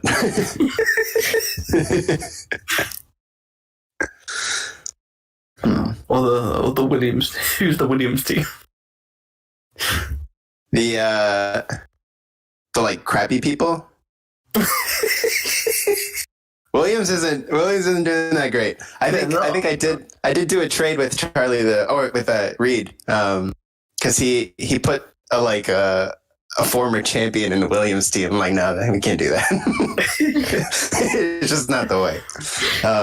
But I got to pick for Ferrari, and I chose Gasgano and Team Topagales, and I think that is the best team we came up with. Oh, I like that. I watched that series. Oh, it's so much fun. I love it. As long as we haven't got like Anakin Lewis Hamilton, who just wins every time. It's not funny. No, we who do we give? I'm trying to remember. I don't want to get too in the weeds. You can listen to the Babble Bubble. But yeah, we did do this thing where we picked we matched racers to their Star Wars characters as well. So we did assign someone to Lewis Hamilton. We did assign someone to Anakin, and we talked that out. It was fun. We have a question on YouTube, which is from Roger's Clan, who says, question, will we ever see a prequel video game again? Which I think is interesting, because I really do love those classic prequel stories. I mean, does Fallen Order count as a prequel tale? I don't think it counts to a degree. It depends, depends how... I mean, because there's straight up a level in the Clone Wars era. So yeah, I don't know. That sort of, I feel like that half counts, but I'd love if even the High Republic stuff got to expand enough into wider media and get a Star Wars video game set in the eras far off from the saga. Yeah, I mean, one of my favorite ever video games is the Revenge of the Sith PS2 game. That's a great game. It's so good. I was especially when you unlock all the cheat codes and you just get invincibility. You're like, yeah, fuck you. I don't know what you're talking about, Nicky. I did that fair and square. Oh, yeah. Well, you have to beat the game before you get the cheat code. Oh, yeah, for sure. But one of my favorite things is the fight mode you can unlock. Oh, man, yeah. And the best thing ever, I was the thing that blew my mind was when I played Revenge of the Sith and I unlocked the level from A New Hope, and it's the Death Star, and you get to fight old Ben Kenobi as Darth Vader. I was like, fuck yeah, this is so cool. I remember doing shit like Mace Windu versus General Grievous, and couldn't you also change their lightsaber colors? You could, but if you pick the same characters, so Mace Windu. I see. And the introduction would be I'm Mace Windu. I'm also That's a really special game, and it goes hand in hand with the absolutely loved, because they function almost exactly the same, and that was the Return of the King game. Yes. And they played almost exactly the same way. If I looked it up, I would have assumed it's the exact same engine. I've never played any video games, not a single one of them. But I did play all of the Lord of the Rings ones, and I love Return of the King. So if it's if it's like that, that's my jam, right? Return of the King on co-op was my neighbor and I would just play that all day. My brother and I, and we just yell at each other the time. It was awesome. Yeah. And he would always pick Legolas, and I'd always pick Gimli just to mess around. I was the Legolas girl myself. Yep. We were playing this one game, and I was like, dang, I got 35 kills with Gimli. This is insane. And he's in there 80. And he's like, woo! I'm like, yeah, this is accurate. Alden says, I love playing a Sindralic and that was such a great level, because the Sindralic was played by Nick. Oh, what's his name? Nick Cannon. the guy. Yeah, no, I know what you mean. The stunt guy. The stunt guy did all the lightsaber fights. He's in Revenge of the Sith. He got cut out. He's in the game. Chat, help us out. Oh, Nick Gillard. Thank you, Alden. There we go. Oh, yeah. And I remember him. He's in the game. You can play as him and you can fight him. That's awesome. Did they film him also? They did, yeah. One of my favorite levels, I think, maybe I'm misremembering this, but I'm pretty sure there's a level where you're Anakin and it's Order 66, and you've got to like destroy the library, which I just love the idea of him like, I've got to murder children, but first these books need to be destroyed. There was also that voice actor they had for Anakin was also the one Star Wars Clone Wars, the 2003 series, and he did a very good whiny Hayden Christensen. Yeah. Like, Master, I can't do this. Claire, have you not seen the Revenge of the Sith game before? I haven't seen it, no. I mean, I objectively know that it exists, but I know nothing really. So you've I never haven't watched footage from... You've never watched the alternate ending. There's an alternate ending to the game. Oh, yeah. The final level, once you play the final level, you play as Obi-Wan and you have to fight Anakin. And then once you complete the game, there's a bonus level, which is the exact same level, but you get to play as Anakin this time. And if you win, you unlock an alternate ending to Revenge of the Sith, and it is amazing. What? It's one of... Yeah. The Revenge of the Sith game is one of 4 that I have for PS2, and it's so worth it. I remember it because I stole my sister's PS2 when she got a PS3. I was like, you won't be needing this. And then I went on, Nice. I went on like eBay or Amazon and found like a good quality Revenge of the Sith game. It's like worth it. Worth it. I kept all mine locked away somewhere. I might have to try and do a stream or something if I can get that running. But yeah, there's a bit where in the alternate ending, I'll show you the clip later, Claire. Basically, and it's the high ground bit, but Anakin jumps, successfully makes it over Obi-Wan, stabs him in the back. Obi-Wan falls and he's dead. And then Anakin goes off to like meet the Emperor. The Emperor lands on Mustafar and there's all standing up. And Emperor's like, well done, my apprentice. Here you go. And he gives him a red lightsaber. Anakin throws it in the air and then turns back and stabs Palpatine. And he's like shocked. He's like, ugh. And then he dies. And then all the clone troopers are like, what the fuck? Like, and they put their guns out and he goes, no, I'm the Emperor now. You worship me. I am the Senate. Just watch it on YouTube with the early 2000s video game graphics. Oh, beautiful. I can't wait. Where it's just a mouth opening. It's like, I am the Palpatine now. I can't stop me. Oh, God. It's really good. Also, Obi-Wan's face when he dies. I don't remember if this happens, but I kind of want it to. If like just Obi-Wan's body rolls down the hill into the lava. I don't think it. I think it's just.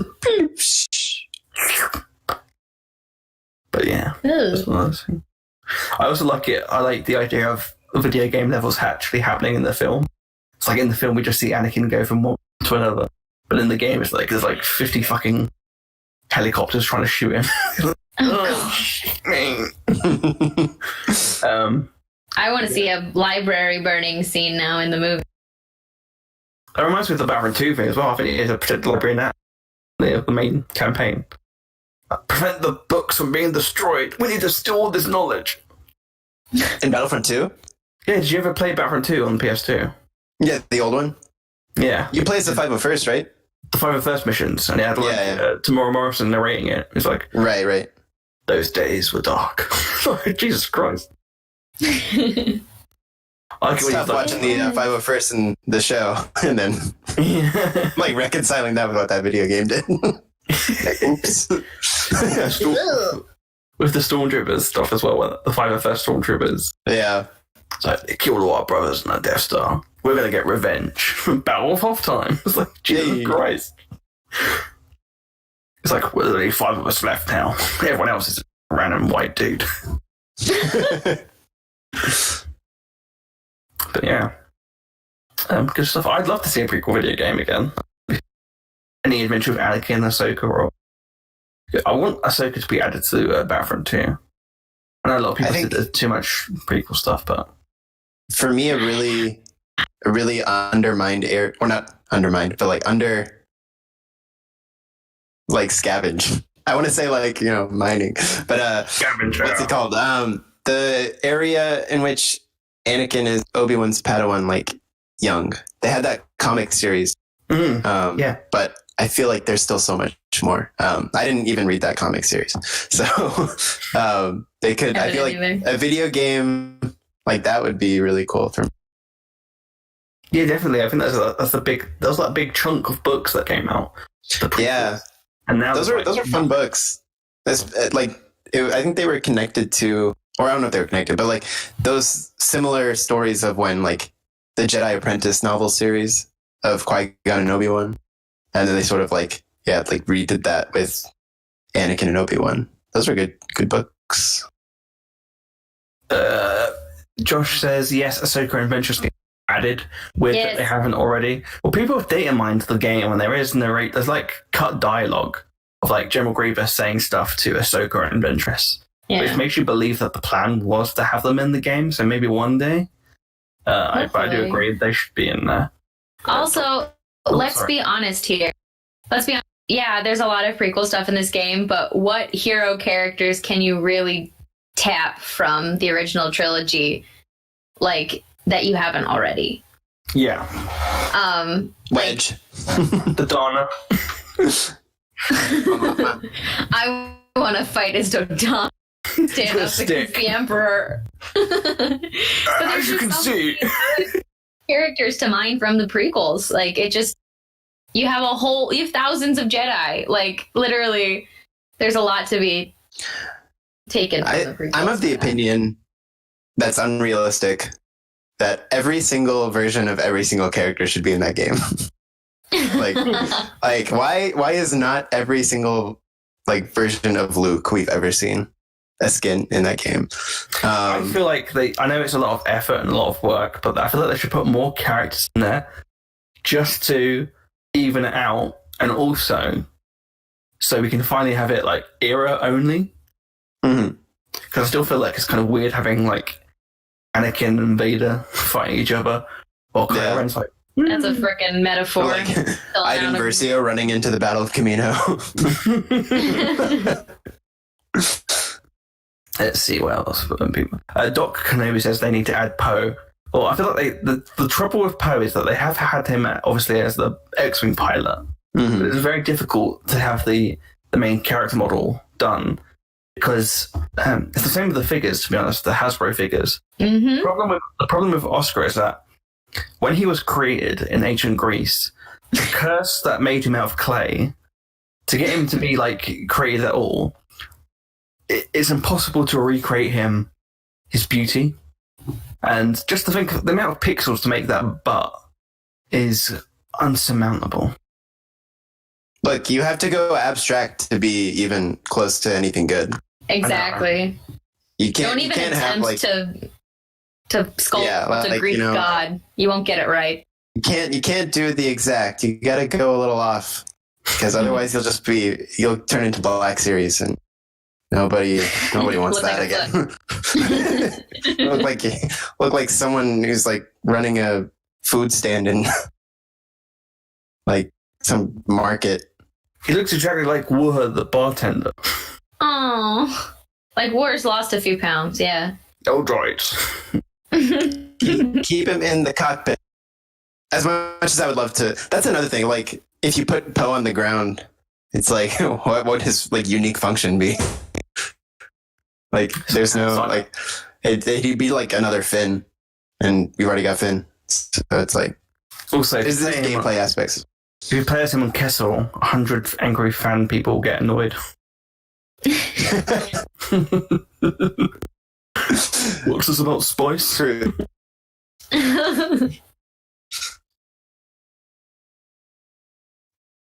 How long have we been going?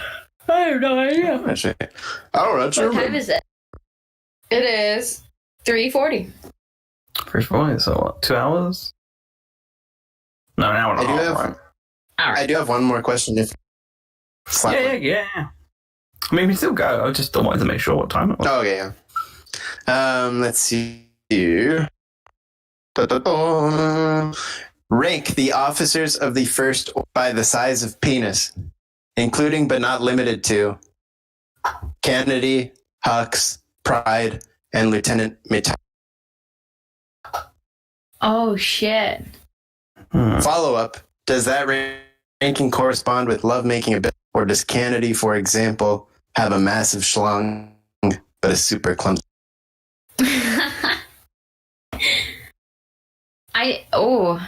That's a good question. I feel like Kennedy really does have like a auto cannon in his pants. I feel like there's something pretty large and in charge going on there. That man just Got two of them. Big dick energy. Two of them is an undercarriage. Two of them. Oh Jesus. I think the opposite. I think he's like a proper British man, like a bulldog, like, you know. So he's got a short stubby, but he knows what he's doing with it, and that's the difference. Yeah. I think we're all gonna come from different schools of thought. I think so. So, like, I'm reading the comments here. I got Alden here with Pride is second biggest. I think Pride might actually be the smallest. He's overcompensating. I mean, you saw how he kneeled before that emperor. He's not got a dominant personality here, you know. And I think Hux, secretly a Casanova. There we go. He's slightly above average, but he's quiet. He's unexpected, but he's the one who, because he has to overcompensate for being in everyone's shadow for his entire life, that boy aims to please.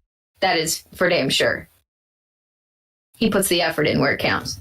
I think Lieutenant Mitaka has a big dick and knows how to use it. And that's why we didn't see him in the other two movies, because he like fucked off from the First Order and went to just go around the galaxy and go for it. I think Hux has a big dick, but he just doesn't care about sex. You don't think so? No. I think he's a people pleaser. I think that's the only area of his life that he has control over. All the ladies want to get with the General Hux, you know, for the perks and the but he's just so insecure. I think that he's got. He's the one also that when you're done having sex, he asks you like 18 times whether you had an orgasm or not. Who, Kylo Ren?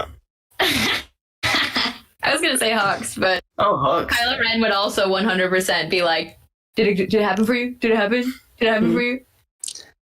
Yeah, I think it's Kylo. Brendel And then you lie to Kylo, and you're like, "Yeah, Kylo, of course it happened for me. It didn't, but of course, just so I don't have to listen to you pout for the rest of the night." No, the one time you were honest, he got up and destroyed your bookshelf. Right? His lightsaber.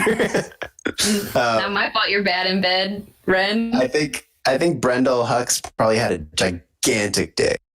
Like, that thing could not be contained. And I think that really affected the way Hux.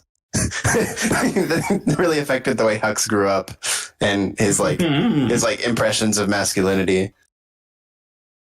Yeah, sure.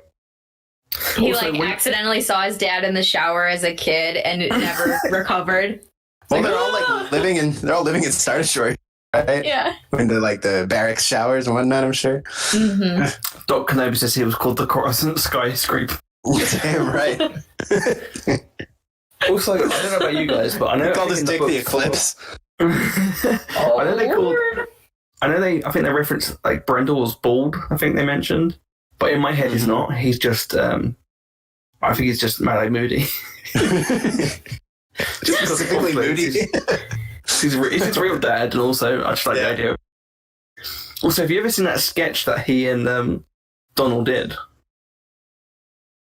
I don't think so. So Donald Gleason has this like YouTube channel, and I don't know if he still does it. I think he does it every few. He does like his joke sketches, and then I think he does it for charity. And he did this sketch where like he's in bed and he's like he's normal age, and his parents are there, and it's played by his dad. Is played by his real dad, Brendan Gleeson, and he's like, "So son, I need to talk to you about sex," and it's like completely wrong. Oh my god. Oh no. Yeah, you want to fit a few fingers in. He's like, "Dad, what are you talking about?" Yeah, watch that. Delightful Brendel, no. family. It's good stuff. Just like to imagine Brendel Gleeson as Brendel Hux as Brendan Gleeson's character from Paddington 2. That film is so good. Secretly a sweetheart. I've seen neither of the Paddington. Paddington 2 is fascinating because it has like 100% on Rotten Tomatoes just because nobody can say anything bad about it. What? Like, I watched it again, 2 days ago. I'm not joking. It is one of the best films. Hugh Grant said it was his best film. He's the best film. And I agree. It's so good. It's so good. really good. Claire, yeah. It's exceptional. I didn't even see the first one. Someone just made me watch Paddington. The first one is really good as well. Really? Nicole Kidman's the villain. She's evil. It's honestly the last thing you would expect. It's really wholesome. It's really funny. And it's really beautifully done. It's just great. Wholesome and funny. Two things that would not just. But the second one has got extra charm because Hugh Grant is such a charismatic, ridiculous villain. Slight spoiler, my favorite thing about the second one is when they sent a character to jail for 15 years for breaking into a store or something. It's like 15 years, what? But he also fucked up the haircut. Oh yeah, that's he true. was biased. That's true. Yeah, so. Oh yeah, the charity, the YouTube channel's Immaturity for Charity. Immaturity for charity. But so it's. I don't know if you can hear this. Are you okay? Not really. No. No. Oh, god damn it. Usually my mic picks up that stuff. Oh, sorry, I didn't mean. Does anyone else have questions in the chat? You guys ready for next Friday? No. Yeah, no. I remember I had a question from Ed from Scruffy Looking Podcaster in relation to this last episode of Clone Wars, and his was I believe, I don't have it in front of me, but I believe the quote was, "Why can't I stop crying?" Can we answer that for him? I would say the reason why you can't stop crying is because you have a heart. Probably. Mm. Also because this episode is fucking lovely. It's a good episode. I mean, when that opening shot, that was it. I was gone. I was like, okay, I wonder how the other episodes are going to open. They'll open the same way. I don't know. I hope they do. It's got that vibe of being a film, right? So I feel like they'll intro each one. I think it'll be like a normal Clone Wars episode for the next 3. Uh-huh. And then they're gonna collectively release it separately as the Siege of Mandalore. Yeah. You're right. Which they need to screen at Celebration full. Yes. Yeah, guys, if you want to give us some quick fire questions, and we're going to go off and get as many as we can. Let's see. Doc Kenobi says, "What planet would you like to live on?" I'm assuming in the Star Wars universe. Earth. I choose Neptune. You're a gassy person. Hey. Actually, yeah, I kind of am. I burp too much on this podcast. I'm a gas giant. I'm more Jupiter's vibe, I guess. Bless you. Oh my gosh, you're sneezing. I feel like the slam dunk answer is always Naboo. And then, but I think I've chosen Onderon also because I think they have cool architecture. No. If we can forget the whole getting blown up thing, I would totally be down. Beautiful mountains, awesome cities, culture of respect, beautiful, clean, pristine rivers and fields and nature. Sounds pretty. Also, Yeah. I would be down to be ruled by the Organa. I feel like they're pretty fair. Do you not agree? Serrano. The answer is Serrano. He's looking at me, judging. He's biting me now. Oh my God. Serrano. I choose Serrano. Look, how Josh says post Endor the Fall is his answer, which is a cool one. Solid. I would say, I'm from London, so Coruscant just feels like home. So I'm going to go Coruscant. But the top level, I'm not one of these like douchebags. One of those plebs. I want to be incredibly wealthy. I want to be on 500 Republica. No, I don't want to be like, I don't want to be incredibly wealthy. I want to be like, I want to go to Dex's Diner. That's the top. So you're level, like surface level, not under levels. Yeah. Yeah, that's fair. You go to the Outlander Club or whatever that thing was called. Yeah, well, for the clones. Yeah. Want to buy some death sticks? The clone gay bar. Again, that's a question. That's the whole debate. I think we did a dark on that Patreon, in which we discussed. There's in season 6 of the Clone Wars. There's a club that is just for clones. We were like, is this a gay club or is it a masturbation club? Is it gay or is it both?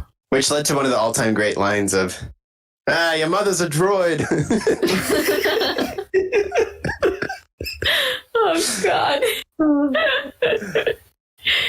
In the Navy.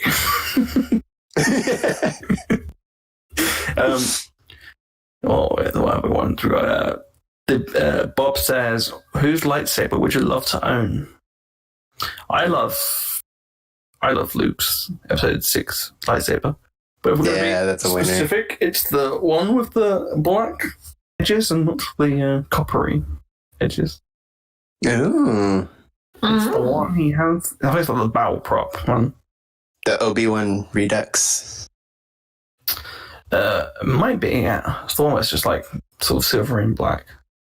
Bits of copper, but not really too much. I love Ahsoka's green lightsaber.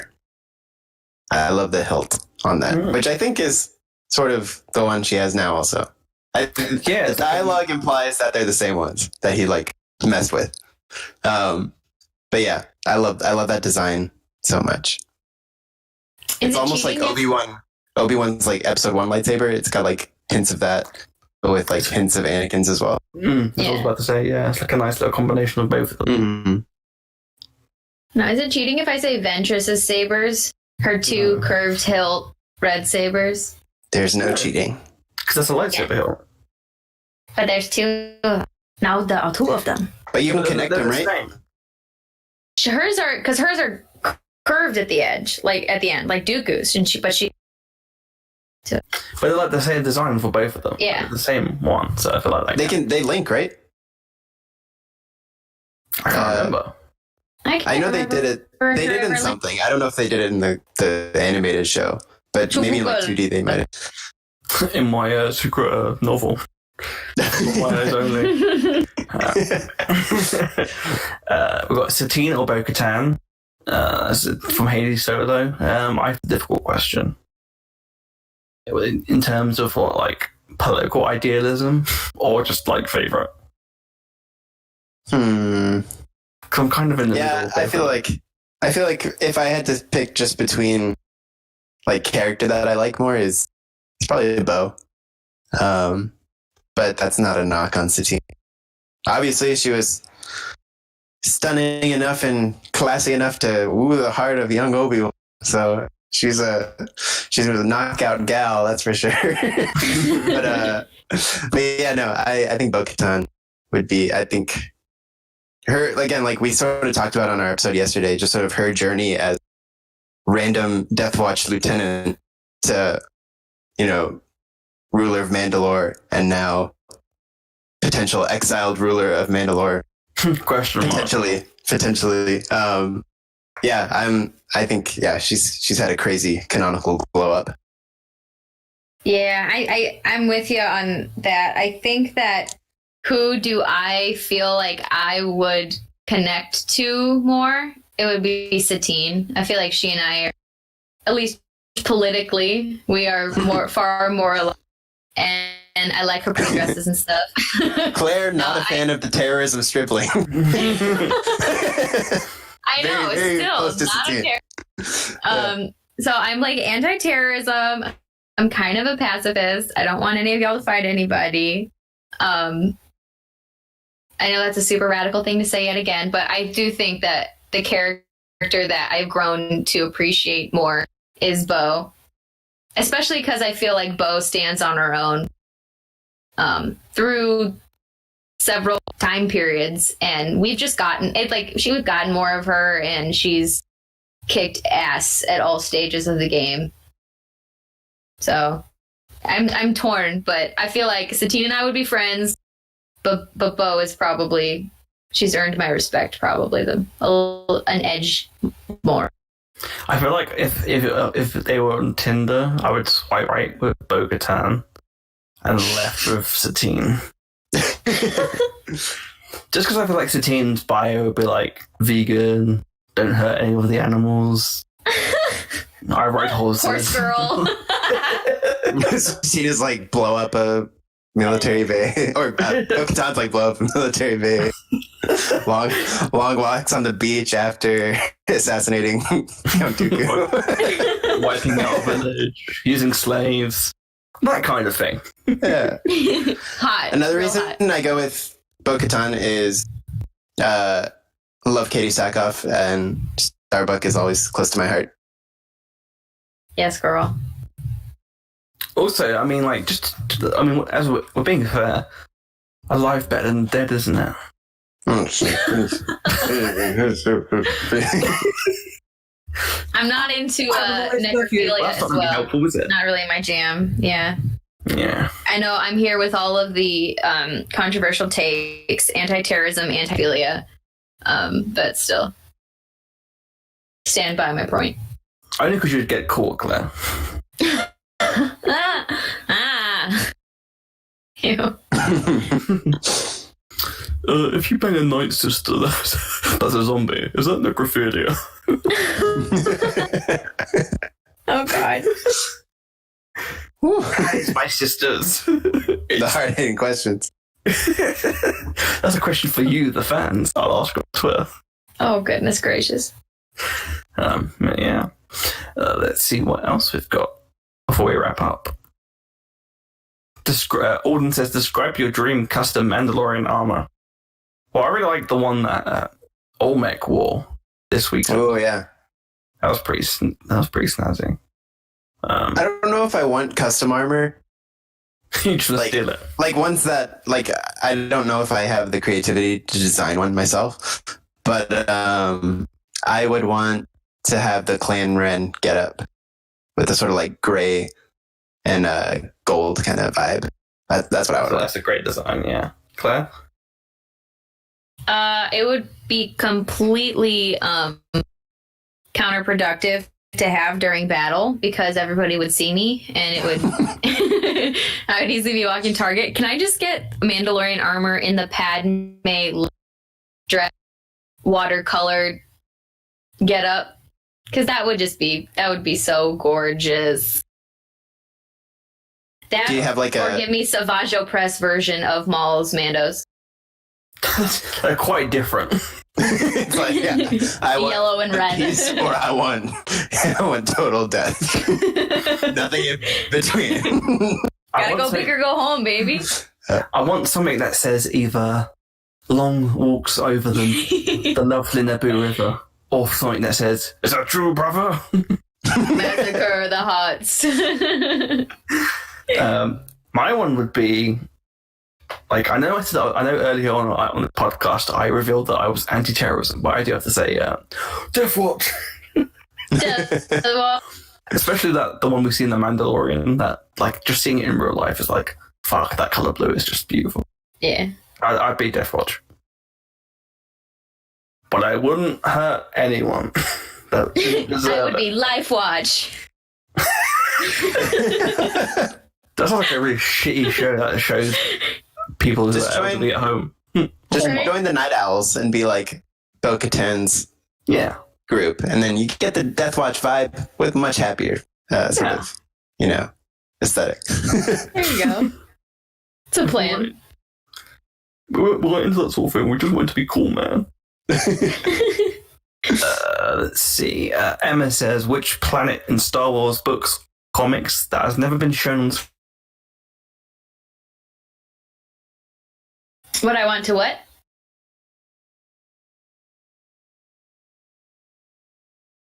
he silent for you? He's silent for me. He's silent for me as well. Yeah. Yeah, we can't. I don't know. Can anyone in the chat confirm if we have an audio cut? No, okay, yeah, we can't hear you, Charlie. I'll finish the question though. It's on the edge of my seat. I wanted to know what happened. Which planet in Star Wars books or comics that has never been shown on screen would you like to see in a TV and movie?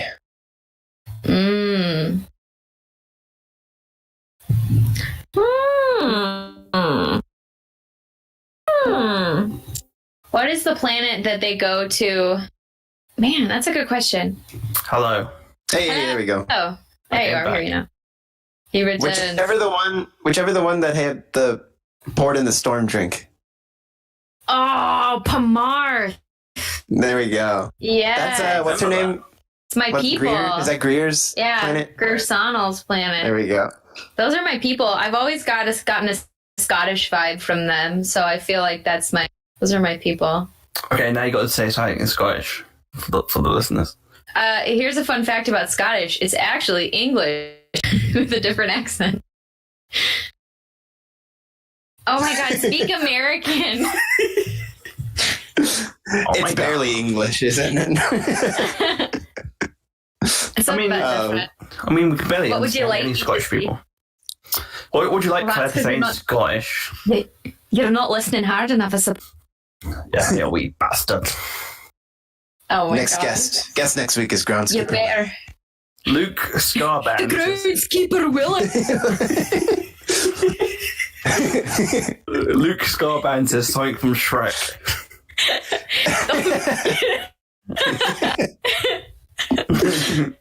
What are you doing in my swamp? Get out of my swamp! Get out of my swamp. I can't. I This is just the want to part do my where fires. you run away. This is the part where you run away. Oh man. Good. Oh god. Good times. Good What's times. another good planet? I feel like that Mad Max vibe from the Phasma novel would be a fun planet. Oh heck yeah.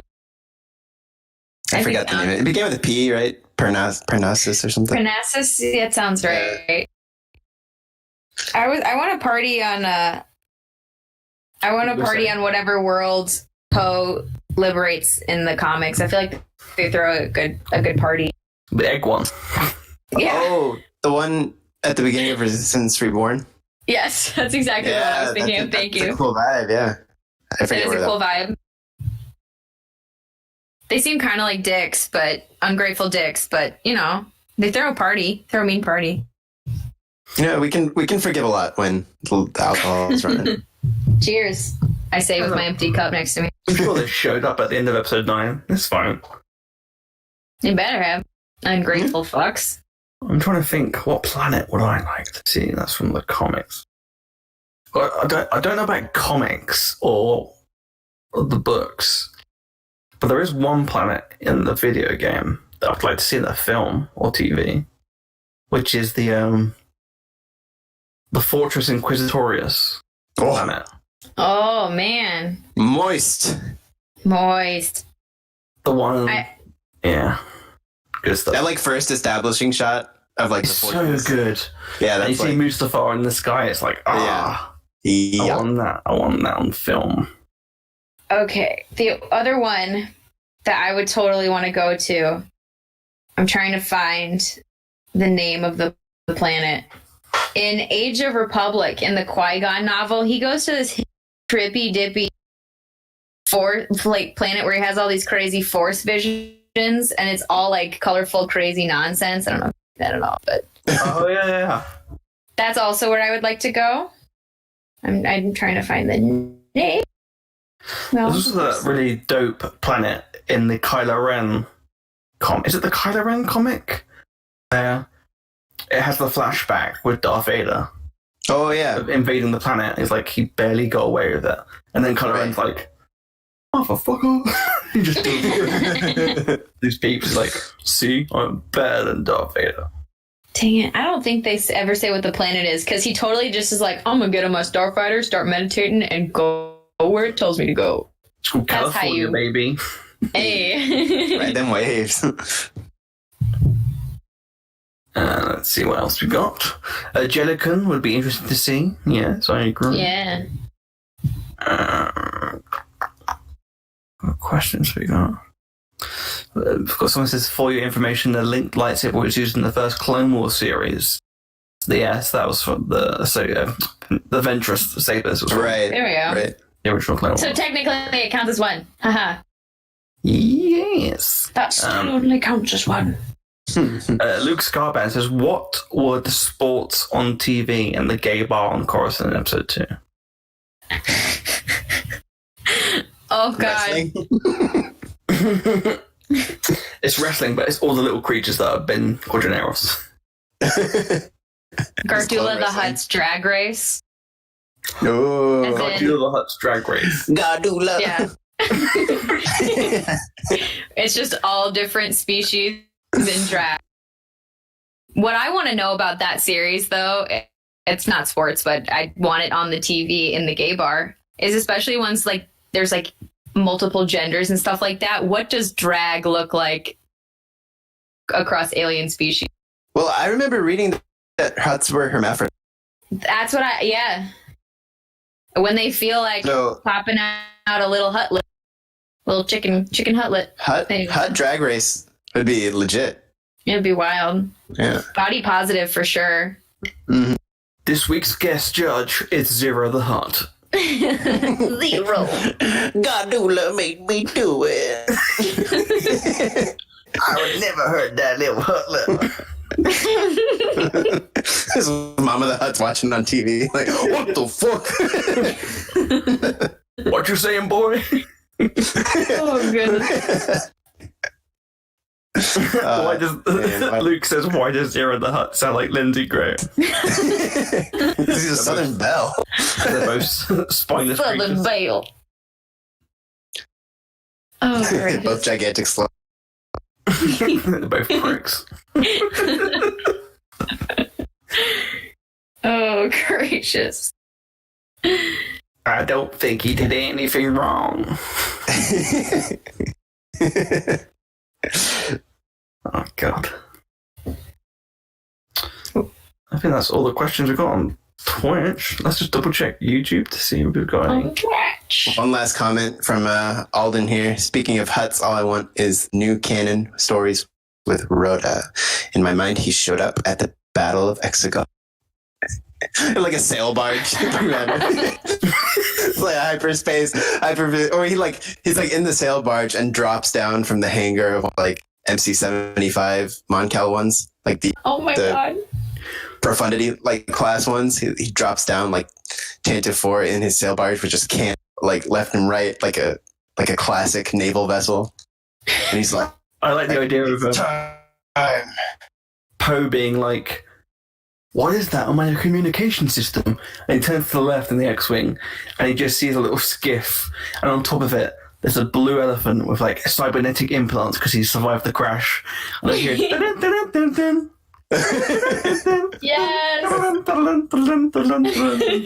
Yes. God. Every ship destroyed is another song and playlist. And the Rot of the Hutt is on top of the ship, like full speed ahead. And on top of him is a little quacky monkey lizard. Yeah, there is. Oh. And you know what his name is, Claire? What?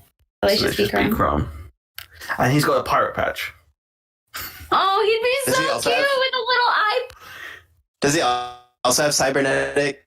Like, He's got a cybernetic eye because he eyes. lost his eye. That's the only thing that hurt him with. Is well, karma. it's social justice, or Yeah. not social justice, but like Karma. cosmic justice. Yeah. Here we go.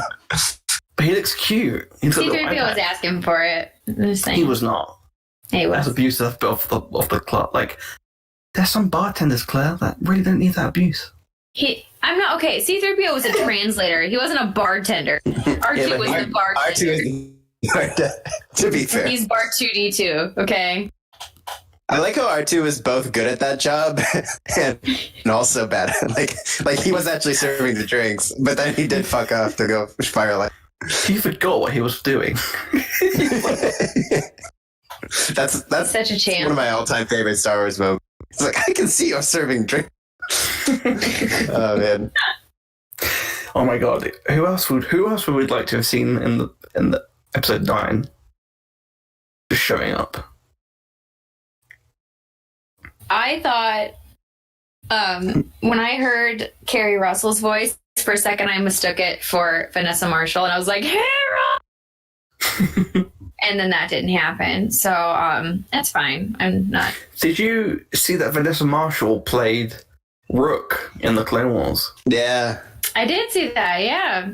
Pretty cool. Yeah, for anyone who doesn't do it, make sure you hit pause on the credits because there's all sorts of like great goodies in seeing his voicing.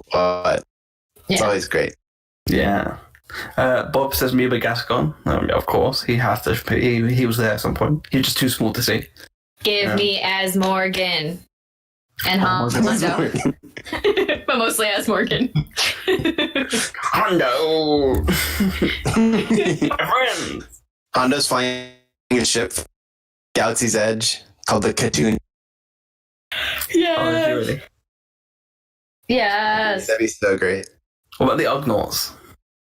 Poor Melch. Ugnaught. Melch, yeah. He's on the gun. He's stuck around that long? He hasn't gotten sick of Hondo's shit yet? It's an abusive relationship. It really is. But they can't quit. He deserves better. And I'm not talking about Hondo. Who else could like? What about the 2 giant squids? Just up here as well. Space Whales? Bunch of Pergil. Piers Brosnan, Thrawn. Eli Bond. And the Chiss ascended. Jesus Christ. You and your chiss. I'm just saying, they're sexy. The Blue Ball Brigade. The Yuzon The Vong. Bro. The Yuzon Vong. Fucking hell. Jaina Solo. What's going on here? We're confused. Cade Jaina, Skywalker. Anakin Solo. Jason Solo. I remember when I first saw the Darth Revan. The usual song in the Clone Wars, and my face was like this. Like, Dave, please. You can fix many things. You can introduce many concepts. Please, for the love of Christ, we don't need them. It was one sketch, damn. Let it die. You know who else should have totally shown up at the end of Rise of Skywalker? Ben Solo. Alright, see you. I was gonna say Dash Rendar. Love you. So cool. So hot. He is so hot. Also, Gar Saxon, if we want to talk about people who are actually hot. Gar Saxon and Dash Rendar making out in the Siege of Mandalore. Oh my lord. And they're doing Charlie's it because going to hang himself. Because Prince Cheezor is using his pheromones on. Prince Caesar. Oh my god. You know who'd be great to introduce episode 9? Mr. Rape Lizard. Hey. Mr. Ray Blizzard. Like, I was like, we should bring him back. I'm like, or we can forget that. Or we can pretend it never happened. Leia fucked a lizard because she didn't want to, and that's a good story, apparently. Yeah. Yeah. She kicked him in the balls. Baby. Which is also especially creepy because I remember that part. He's like wearing thin see-through stuff, and she's like, I can see his green balls. Yeah, but the good thing is that when she kicks in there and it hurts, they just grow back because it's a lizard. Beautiful. Josh says, I went to a scene where all of the squadrons reported in, but I guess that was in the novel. Yeah, but Josh, think about how many fucking squadrons there would have been. That would have been We've been like 10 Squadron, 10 Gold minutes of Squadron, Blue movie. Squadron, Green Squadron, Corona I Squadron. mean, so This is Rogue Gold Squadron. Leader. He's a Family Guy. He's like, Red October standing by. Simply Red standing by. Oh, I think, yeah, that would have been a bit too long. But I'm glad the novel delves into that. It's like it needs to exist. I'm just not sure it can exist. It's like its own separate movie. Yeah, I feel like they gave up with the designations. Hey, Turbo, welcome. Welcome to the, what I don't know, I'm sure is the tail end, but Yeah, morning, Turbo. We'll stay on a little bit just so we can give some sweet moistness to Turbo. get him a little morning moistness. Oh, Aid- God. Morning moisture, it's usually not a good thing, is it? Luke Scarban says, why did Luke, Leia, and Han name their kids Ben? Nice name. I replied in the chat. Friend of my dad. Yeah. You know, he's a friend of dad. My his kid. Yeah. They're big pod racing fans during Leia's pregnancy. And Quadron. Benny Q Heroes. was tearing Benny Q. tearing up the circuits. He's like, Little- Han's like, hey. Well, Han obviously is a fan because he becomes a racer and like a manager, you know, later in life. And so yeah. Little do you know, Ben Solo, his full name is actually Benjamin Quadranero Solo. So I do like the idea of like a scene of Anakin and Obi-Wan. I'm going to write the scene. I'm going to send it to James Arnold Taylor and Matt Lanner to try and get an animated version of it because I want Please. this to happen. I want it to be like that Leia's holding Ben in her arms, Han is looking at him. It's like the Virgin Mary and Joseph, and it cuts back and it's Ghost Ben and Ghost Anakin Skywalker, and they're just standing there, and Anakin's like, "So the name and the kid Ben," and everyone's like, "Really?" He goes, "Yes, I named it. I asked them to name it after you." He goes, "Well, that's such a great honor." He goes, huh, "Just kidding. I asked them to name it after my busy mate, Ben Quadraneros." yeah. Everyone's like, "Well, fuck Bitch. you." Like pay tribute to them, the great Chung who never finished the race. Oh yeah, may he live forever. Alden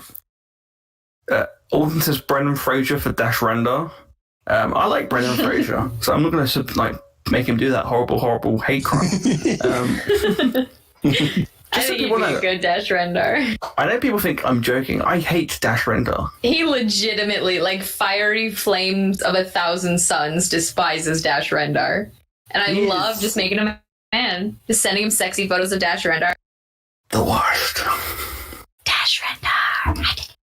This is unfair. When we was at Celebration, I would be looking everywhere, walking with Claire, looking everywhere for Salacious Crumb stuff. Not once did they make a joke about it.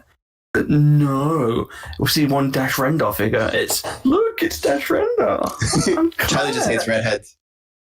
It's true. He's such a prick. I don't like remember him well enough even. Except that I had his action figure. The fact that they were like, okay, we don't have Han Solo. We'll get basically Han Solo, douchebag, and we'll give him like a stupid jacket. But the fact that they even went, and guess what? He was also at the Battle of Hoth. Like, at what point? I think it was at some point in the EU where, like, I think it was like 2003, where I think everyone was in the Battle of Hoth. When in doubt, throw him on Hoth. They were born during the Battle of Hoth. No, they weren't. Fuck off. Everybody wants to be on Hoth. Because the Hoth's the only Hoth. Who knows where it's at? Exactly. Where's that at? Emma says Patrick Warburton as Dash Render. Okay, that one I can. Oh man, that'd be hilarious. Yeah. My spinach puffs. Oh, God. Shadows of the Empire remake. You'd have to have a drastic remake for that. The best part of Shadows of the Empire is Boba Fett trying to get to Jabba's palace. That's the story for me. It's a cool like story. Yeah, him getting attacked yeah. by like IGAEA and stuff. That's the cool bit. Sam Everything Rockwell. else. Sam Rockwell. All the As code is Sam Dasher. Rockwell for that is money. That is so money. Yeah, I mean, Can we just get the Sam Rockwell remake of the movie of all of Star Wars? That's what I want. Him to play everybody. To be honest I with you. mean, remember our cover art from a few episodes back? Sam Rockwell. Sam Rockwell improves every movie he's in. He really does.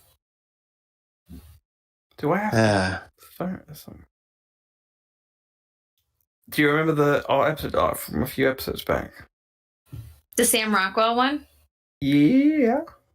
Oh my gosh. But Alden continues, but he has to dance like Justin Hammer and Iron Man dance in every scene. Absolutely. Oh, I mean, that's Non-negotiable.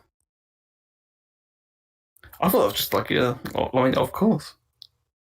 He doesn't even ask, he just does it. Here we go. Yeah, boy. Magrathea. Oh, that film is so good. Underrated gem. Underrated adaptation, I mean. If you watch Guardians of the Galaxy, Jesus Christ. Hitchhiker's of the Galaxy.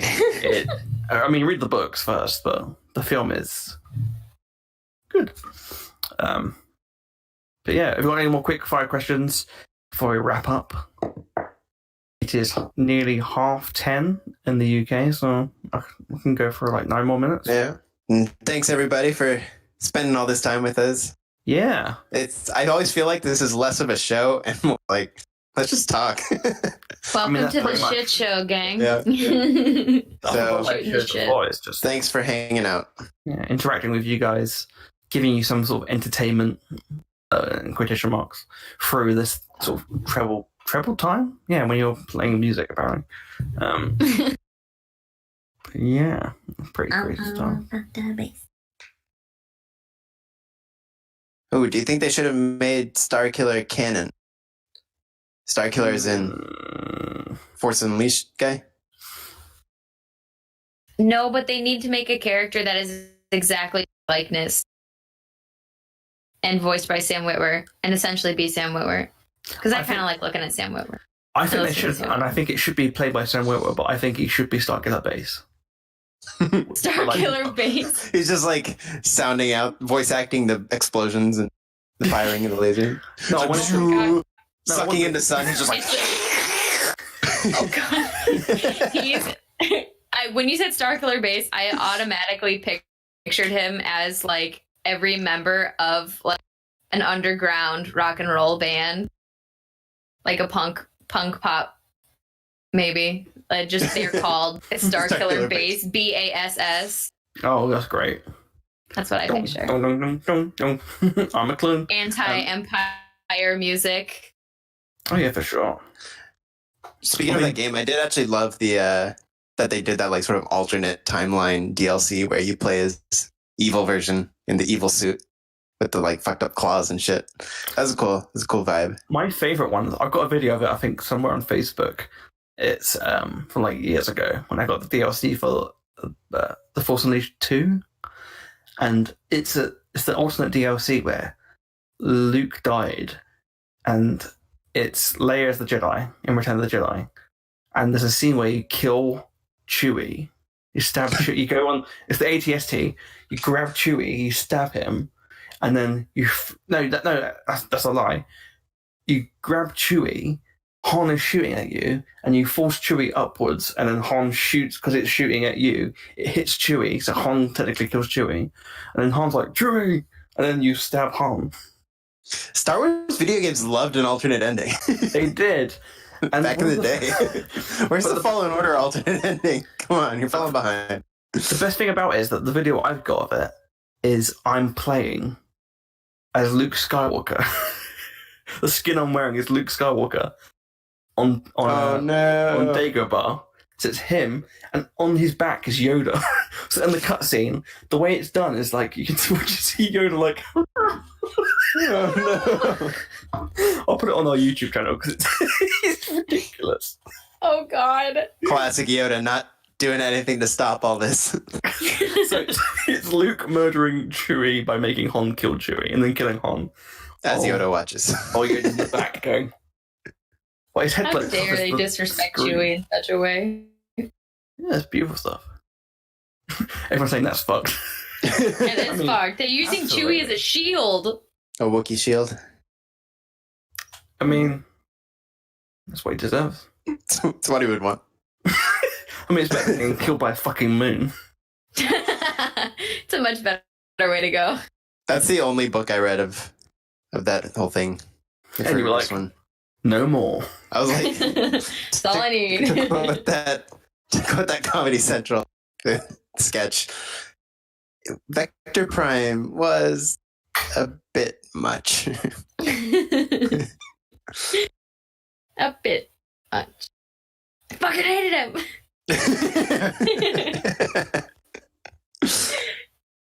Oh, man. God. Emma saying she can't even begin to tell us how much disdain she has for New Jedi Order.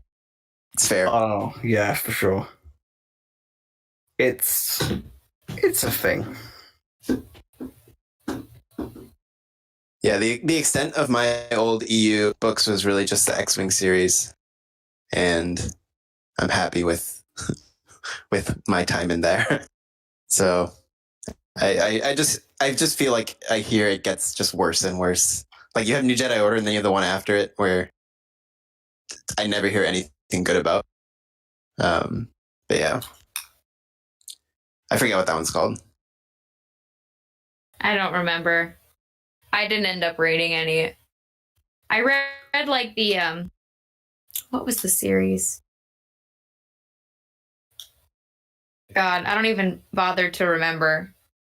The one after is when is that when Jason Solo goes bad? I think so. Yeah, I don't. Someone spent a lot of time in that universe, and it was not me.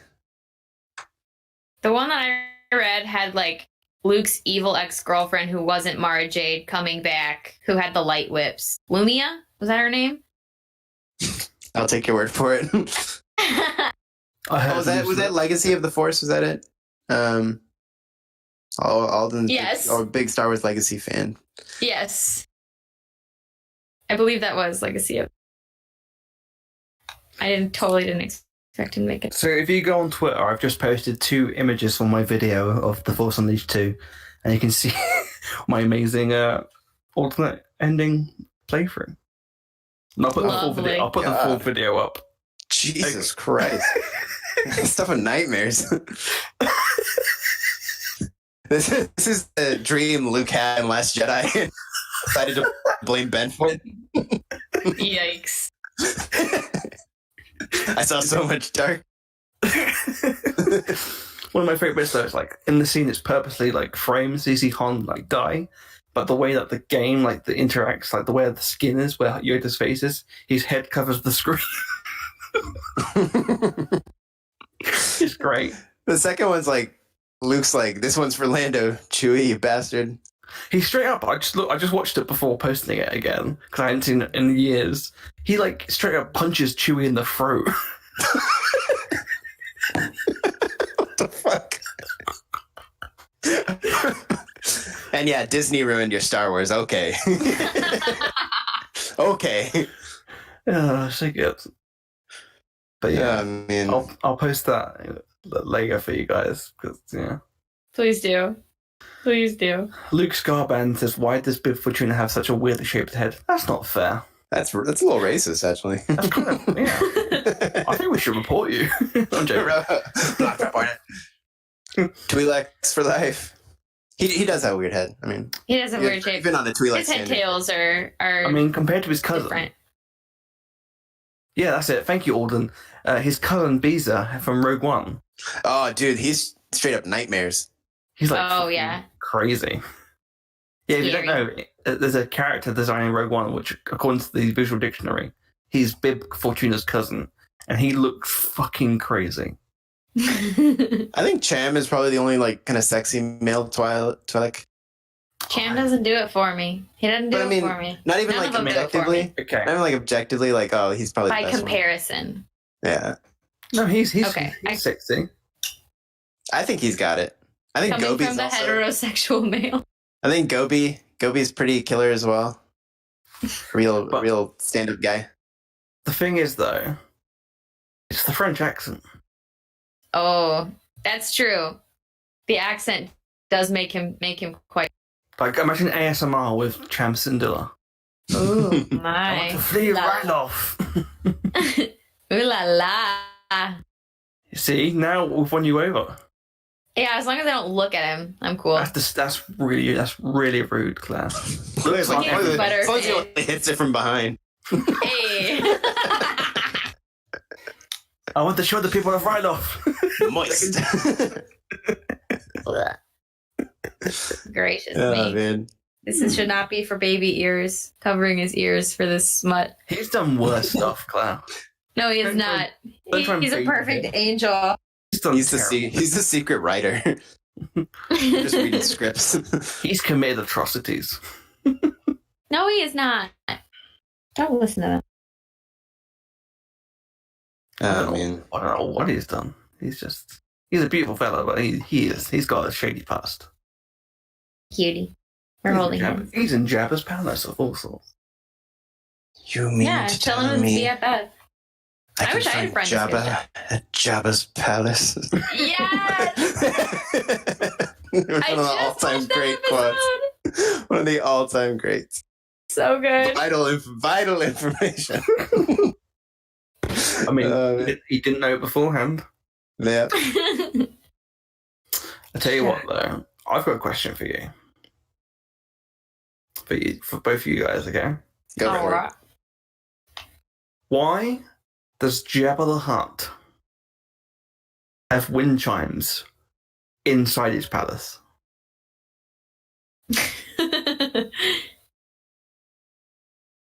That is a good question. He likes when, okay, here's the thing though. He also has a trap door in his palace. Mm-hmm. Okay. When you rapidly open a door and suck a person creates a draft into the room when they are sucked into the trap door.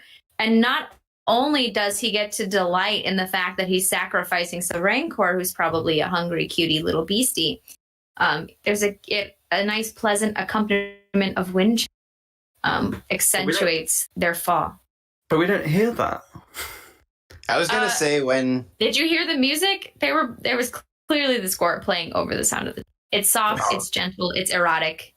It's nice. I like to think that whenever, he likes beautiful music whenever he farts out of whatever gassy substance comes from eating all those frogs in his little pot. Oh no! And I also like to think the wind chimes are the Jabba's Baroque recital track, and that's the music they make when the wind goes.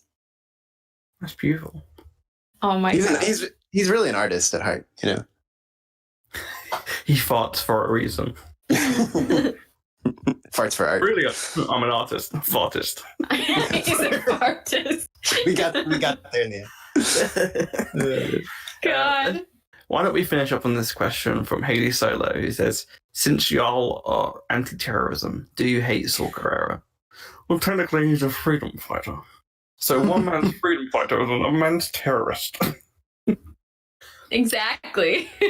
He's a bit of a prick, but he does the job, doesn't he? Let me tell you, I'm Team Mothma. I gotta say, Yeah. I'm Team Mothma. I like independently. I like Saw as a character, but if you were gonna plant me in this universe, I gotta stick with Mon here. I'm staying away from the partisans, man, and Saw. They worry me, especially after Battlefront, the Battlefront 2 Inferno Squad book. Yeah, I don't. And Leia, Princess of Alderaan, even though he kind of saved her ass. Yeah, I don't mess around with them partisans. They got cool ships though. The black and white paint scheme. And they got two That's tubes. very cool. In the Tutus. comment- He slaps. In He the does comment slap. section, we see Bob and Alden saying, and Josh, lies, deceptions, save the rebellion, save the dream. Boca knows the truth. Okay, no, it's the truth. I'm kind of sad no one's put, did you come here to kill me? Kill me. Oh my god. I like the parts in the comic, the Star Wars comic, where Luke goes afterwards. It's Luke, Leia, and Han, and they see like some of the partisans like get inspired by Luke. I still feel like it's difficult because even though like pro Mothma and stuff, she isn't perfect, and I feel like without Saw, we wouldn't have Jin, and without Jin, we wouldn't have stopped the Death Star. So I have to no. But to be fair, Jin goes back to see Saw and was like, "Fuck you guys, fuck off. You left me." And who gives Jin the capacity to get back to Saw with the myth?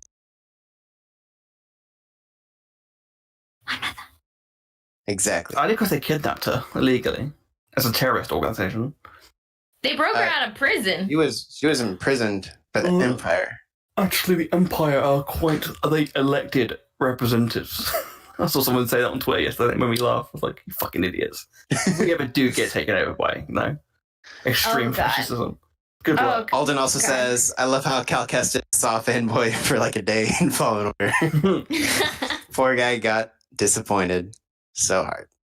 Yeah, but he just knew that by picking up leaves and stuff. Could be, the leaves could be lying to you, Cal. Cal's just too innocent. Poor baby. Sweet summer child. Like, he's a dick, but I feel like they needed him. Saw Gerrera? Yeah. Sugar. I love him in the Onderon arc as well. Yeah. The Onderon Rebels. I love him in Rebels, yeah. He's just like, quick, Ezra, go on. And his creepy laugh. And they have like YouTube videos of like Saw Gerrera's laugh for 10 hours. Is that a real YouTube video? It has to be. God. It's just... It's like breathy. It's not even like it's a so laugh. weird. It's just so It's the weirdest thing. Why are you the way you are? I like to think he did it once, and then they just like kept repeating it in the audio. We have to shout out Forrest Whitaker as well, who will show up for anything. Like Hell I like to think that he's like going around the Lucasfilm offices knocking on doors like, do you guys need Saw Gerrera? Do you guys need Saw Gerrera? And he's just like begging everybody to put Saw on something. Yeah. We're doing a porno based on Rogue One called Rogue Bum.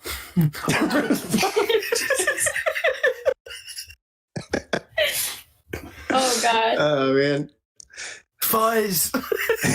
Got these Death Star plans and I don't know where to put them.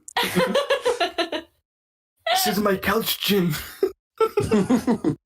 No, not Jin. It's just 2 tubes using his tubes. He's got more than one. You gotta share. You gotta share them tubes, buddy. Lay them tubes. Then bees are just jerking off in the corner. I have to show you Borg Gullet. Oh my God. Borg Gullet is the name for my penis. Alden says, he knows the truth. Alden says more like Bony Rook. Oh. Hey. And then Bob says, have you come here to fuck me? General Merrick already has the like porn stash. Yeah. Pretty killer. Turbo says Rogue Come. Rogue Come. Rogue Come. That's a good one. Who's Rogue Come? Well, we are now.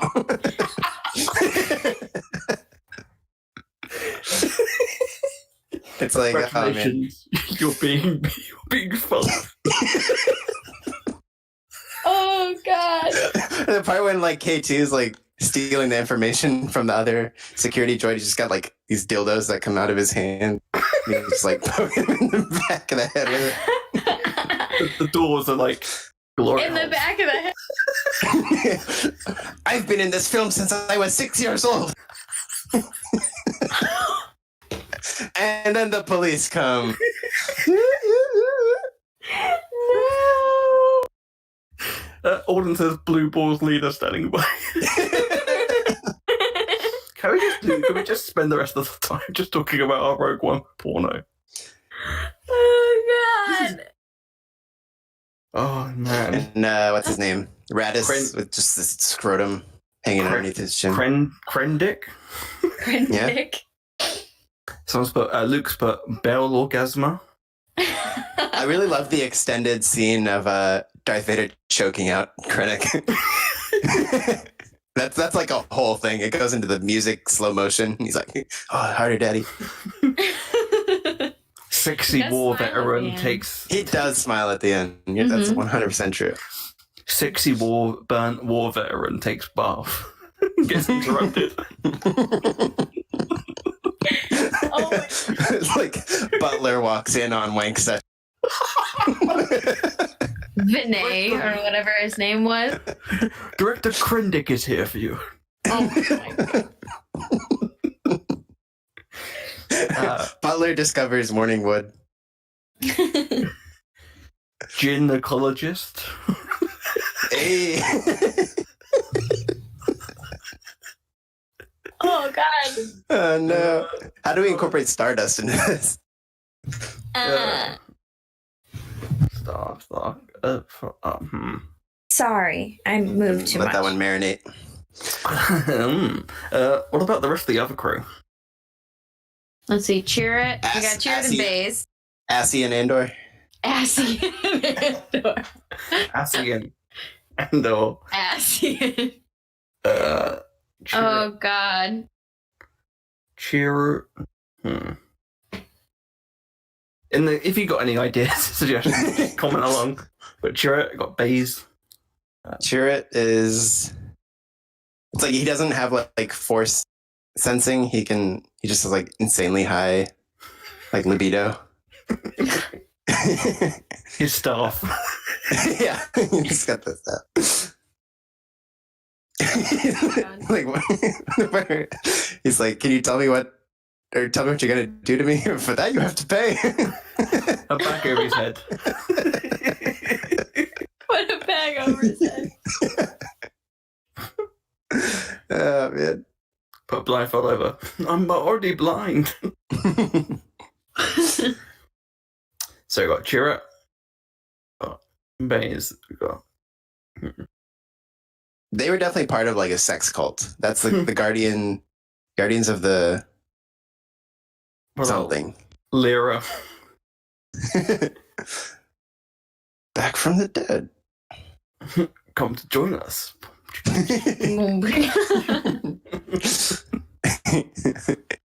He's come for us. Oh man. Oh Of course god. this would happen. Of course, almost 3 hours into this stream, we'd come to this. Bob's put Mon Muffma.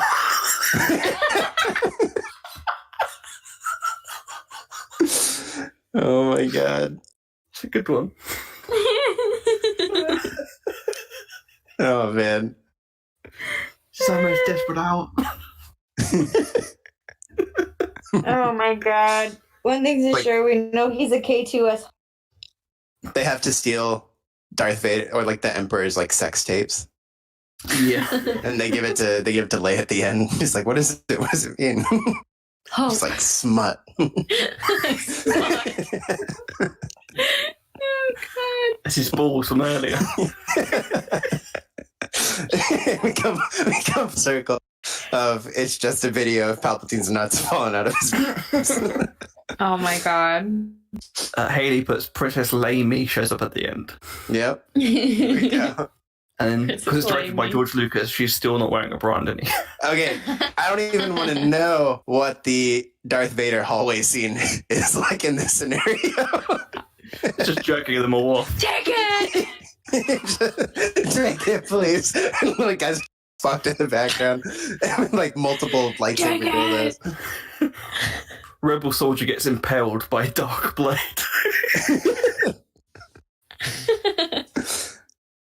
Oh no. Open fire! Dun, dun, dun, dun, dun, dun, dun, There's definitely like a sex montage at the end, but still keep the track "Your Father Would Have Been Proud" full playing music over it all. That's such a fucked up song to be playing during any porn. It's Your all slow- father it's would all be in slow- proud. It's just all in slow motion. Everyone is fucking. Radha's getting jizzed on.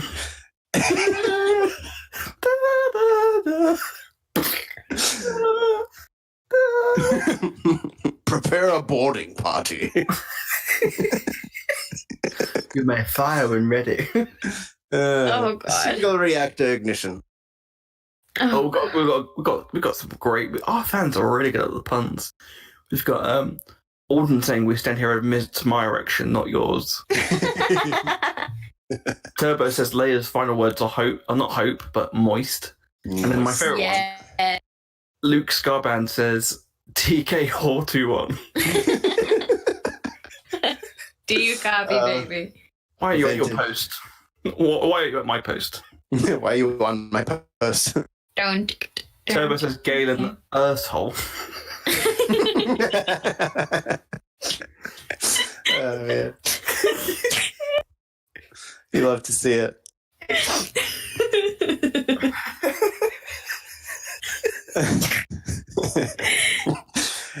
Oh my God. That's like when my friend came up with the name Luscious Mouthful for Lucy's mouth. Yeah.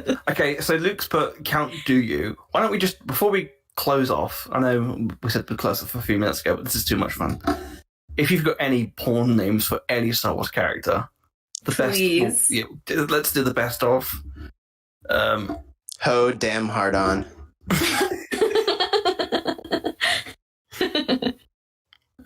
Also, if anybody makes any more sexy Count Dooku puns, I just want you to see my right now. Thank you. Oh. You're welcome. That's nice pussy right there. That's some good pussy. If someone can take that audio segment and like make a trailer for us. Oh, Haley says Hung Solo. Was it great? Yeah. Oh God. Mine are all bad. Girth Studious. What bang more? It's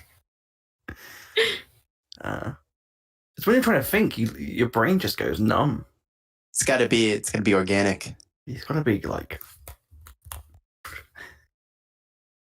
Jang Hole Fet. Jang Hole Fet. Fet fetish. Booby fet. Booby Fet. Booby fetish. Luke Guy Fucker.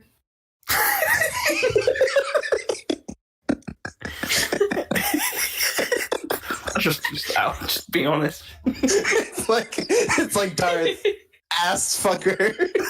Like, what?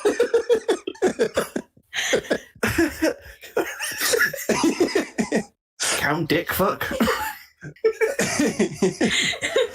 Hom Below Ho. Alden says I'm a gun deep. Oh boy. Woo. And Kanal Jarras. Oh my God. Yeah, Emma says Jar Jar Kinks. Jar Jar Kinks. That's Jar classy. Jar Kinks That's a classy great. one. Oh, this is great. What an audience we have. Jar Jar Kinks. I'm a gunner deep.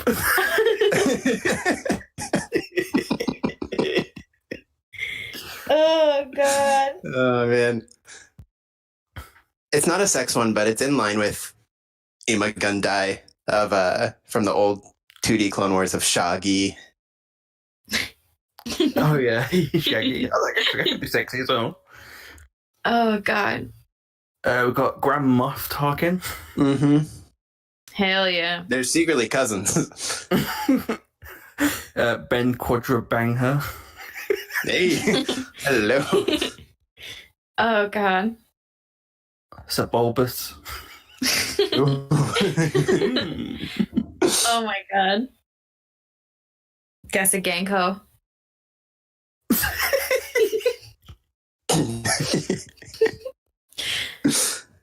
Keith, Obi-Wan can blow me. That's a Luke good one. Skywalker. what about not even changing anything, just keyhole site. Keels. Qui-Gon rim job from Alden. Oh no. No. Oh my god. Setting General Do. setting her face. General Dodong, huh? Yes, it was. Below Catan. Blow Katan. This is great viewing. Boss Nads. Boss Nads. Boss is like Nads. apex. Yes. Jabba the Slar from Haley Solo. Simple to the point.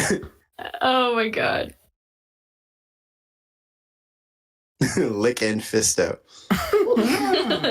Alden, you're revealing quite a lot about yourself here. Alden's like, the past 2 weeks. This is the moment I've been waiting to shine. Here it is. Claire, can you read the comments? No, I don't have them in front of me. Nicky, do you want to read what Turbo's put? I'm so scared. Salacious bum. Yeah. I'd like to slap that salacious bum. You've put Alden's put in my element. Quarantine has brought out the worst in me. All the best. You're in good company, Alden. You're all good. Chancellor Valorbum. Volhorum. Valhorbum. Valhorbum.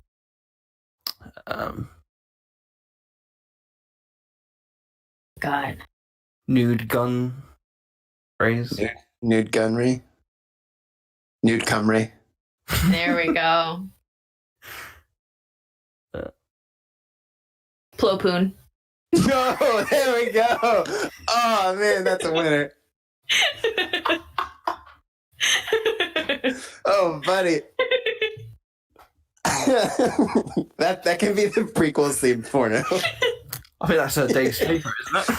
Oh my god. I like that. I just said he looked cool. Okay, Dave. Okay, Dave. We know what you're onto now. You can't hide from us. You can't hide from the Imperial podcast. That's why he said, Sam, we're out to destroy us. That's right. Because we found out the secret.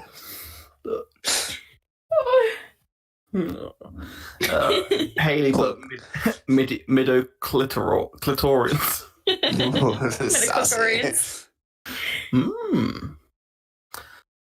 Ooh, wow. Wow. My brain hurts. I'm all tuckered out after that. I know. I need a cold shower. Auden says Kasuda. Yo face.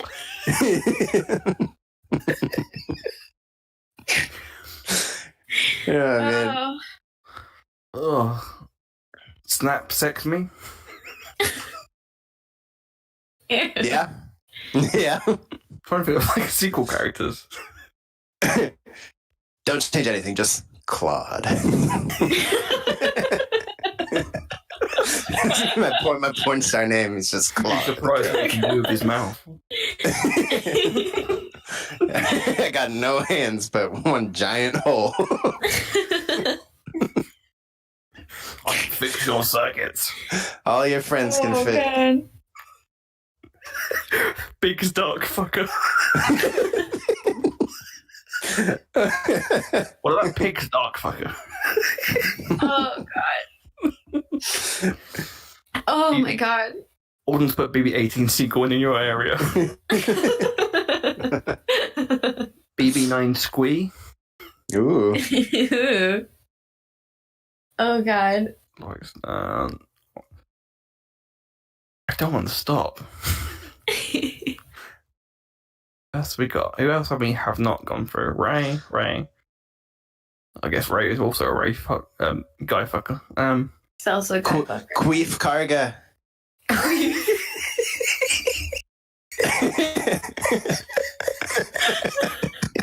I would like to see your dick. The client. It's just his name. Don't even change anything. The client. The sex client. Sure, in here. God. Oh my god.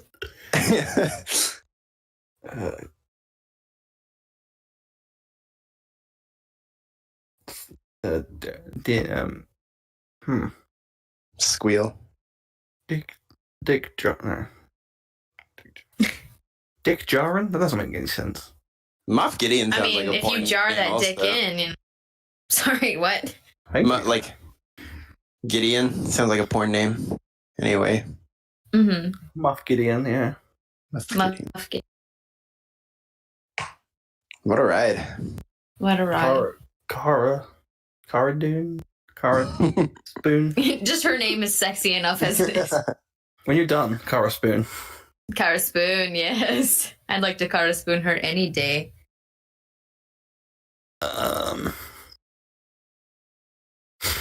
Haley said they put Mason in you. Oh, God. Bonk droid. Hey, hello. Hey. Admiral Petite.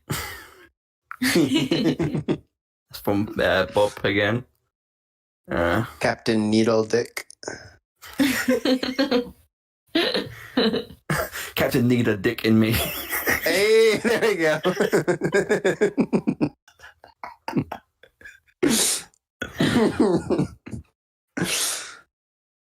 Oh, my. Admiral Hordor from Luke. What about Admiral Sackbar?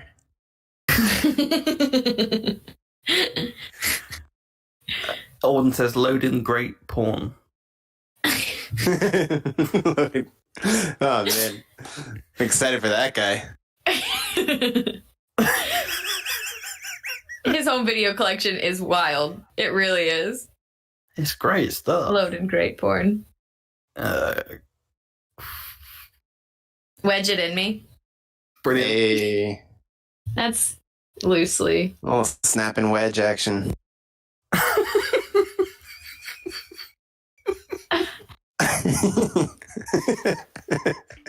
Nora Sex Me. Oh, Nora sex me. Quite dong jizz. Crying dong jizz. Oh man, quarantine baby. Oh my. This is peak content. This really is. I want to keep going until everyone leaves. It's just We'll us. just start dropping out. No, that'll never happen because Alden will just here. It's just us like going. We're gonna leave before Alden does. Oh god. Oh man.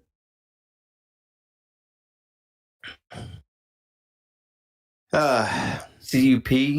Oh, no, wait. I don't know.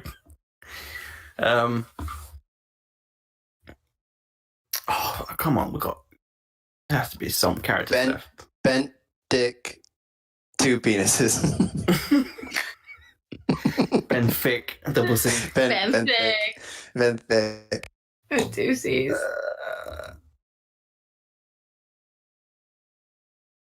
The guy on Jakku with Ray, what's his name? Ankar Plat. Uncard. Fuck. No. We've got C3P hole and R2 Dick 2, which is great. Uncle Squat? No. Uncle? Oh no. No. Uncle Squat.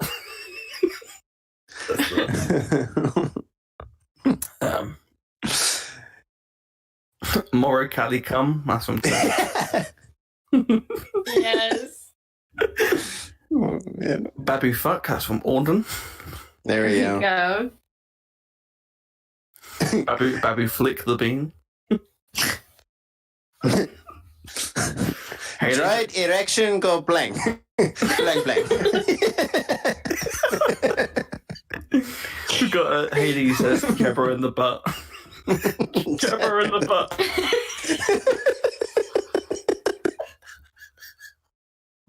And Gardula in the butt. Gadula. 0 in my butt. Oh man.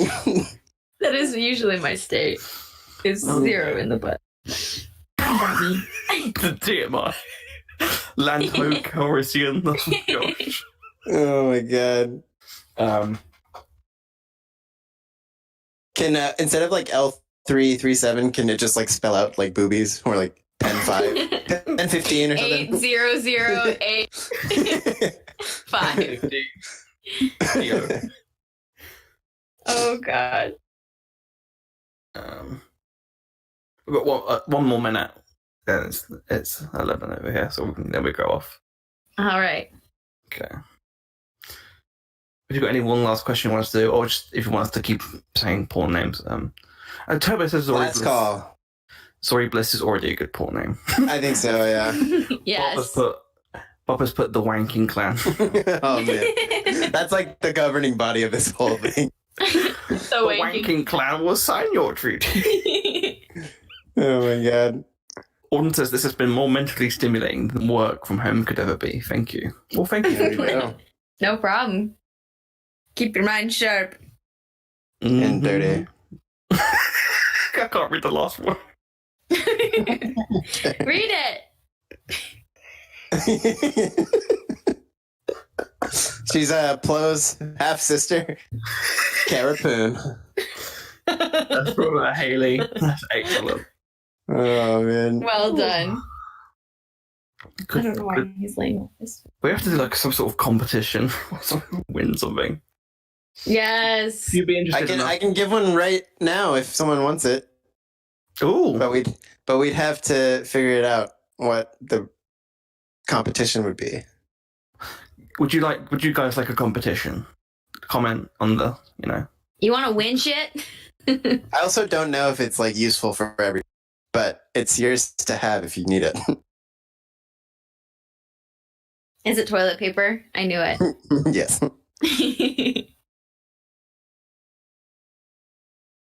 Also, shout out to James Wallen, who is on the YouTube. He says, thank you for everything you guys do. Stay safe. Well, you stay safe as well. Thank you for joining stay us. safe. Same. Clayton, he says, what are your takes on the latest episode of The Clone Wars? Well, our latest takes are on our next episode, which we've recorded, and that will be out on the podcast feed. I'm sorry that my audio will be very loud and feel. No, it was good. There was a bit where Claire, I don't know if you guys can hear this, but Claire, we were trying to record yesterday, and for some reason the Zencaster was being pretty weird. And Claire sounded like a robot, which we recorded. I did. I don't know if you guys will hear this, but... Oh, God. Why do I sound fucking robotic? That actually came through pretty good. It did. And I don't know why I sounded so fucking robotic. So if you're making a fan film, like doing some battle droids or want some just call us. She sounded like the torture droid in Jabba's palace. I've hit my new peak. Torture porn droid. Yes. There was a bit where Claire had us tied up, and then she was doing this with her hands and saying, "Where is the spice?" I mean, that sounds pretty in character for me. So yeah, we'll roll with it. Okay, we've got a few people saying yes to the competition idea, so we'll get on that. We'll try and think of something in the. We shall. I have something I'm trying to give away. I don't know if it's useful for everyone, but we'll see. Do you want to promote it now? Get people excited. Should I do the reveal? Do it. Well, I got a digital copy. Got a digital copy of The Rise of Skywalker. I got a code that I'm trying to give out. So if you guys are interested, or say maybe you have a friend who doesn't have it, and you're like, oh, well, I'll give the code to the friend. Yeah, I'm trying to give that away. So, we'll do some competition for a winner. Is that US only, or is that worldwide? It's through Movies Anywhere, so I might assume it could be US limited. Okay. Because international broadcasting is weird. But if you're international, I'll give. I don't know what it is, but I got some cool shit. Got some cool shit. We'll do more competitions anyway. I think, from now, we're trying to get more. If we get more Patreon peoples, we can try and get some merch done, which is fun. We've got loads of cool designs. Speaking of which, if you want to get any of our designs, always check out our Twitch. If you go on our Twitch page, we've got all our links, or you can go on our website, which is imperialpodcast.com. And that's got all our stuff, all our information, social links, if you want to follow us anywhere. If you want to follow us in real life, please don't. That's called stalking. That's a prisonable offence. But yes, you can find us all over those places. So don't forget to check us out there. But yeah, thank you to everyone who's joined us today. It's been loads of fun. My brain hurts. I think I've run out of oxygen from all the laughing. Mm-hmm. As we said, we did a pretty in depth. I know we said this last week as well, but every time we try to do a short episode, it never goes to plan. No, not one time. Comedically, we tried to do a 40-minute episode on the Clone Wars week, and we did an hour and 40 minutes. So that's what you got to listen to. So good luck with that. Thank you for listening, joining in. Next week we'll try and do it a bit more, less erratic. If you want us to have any guests on, please go on Twitter and message us or message other people to get them involved. If you want people to be on the show, let them know that you're eager and you want them on, because otherwise it's just for us, So just tweet us at ImpSnitPod and we'll get on that. We'll probably be back at the same time next week, I would imagine. Probably. It's a solid time slot for everyone involved. Yeah. On our end, so. And it saves Charlie from making another graphic. Yeah. Yes. And that's always good. Less effort for me is always great. Yay! The bare minimum. No. Yeah, thank you, everyone, for listening. I love you all. Thank you for spending time with us talking gibberish. It does mean a lot. Again, we've got episode out this week, so check that out tomorrow. And apart from that, that's all we've got time for. So thank you for listening, and goodbye. Goodbye, darlings. Bye, Wonderful to everyone. be with you. Peace.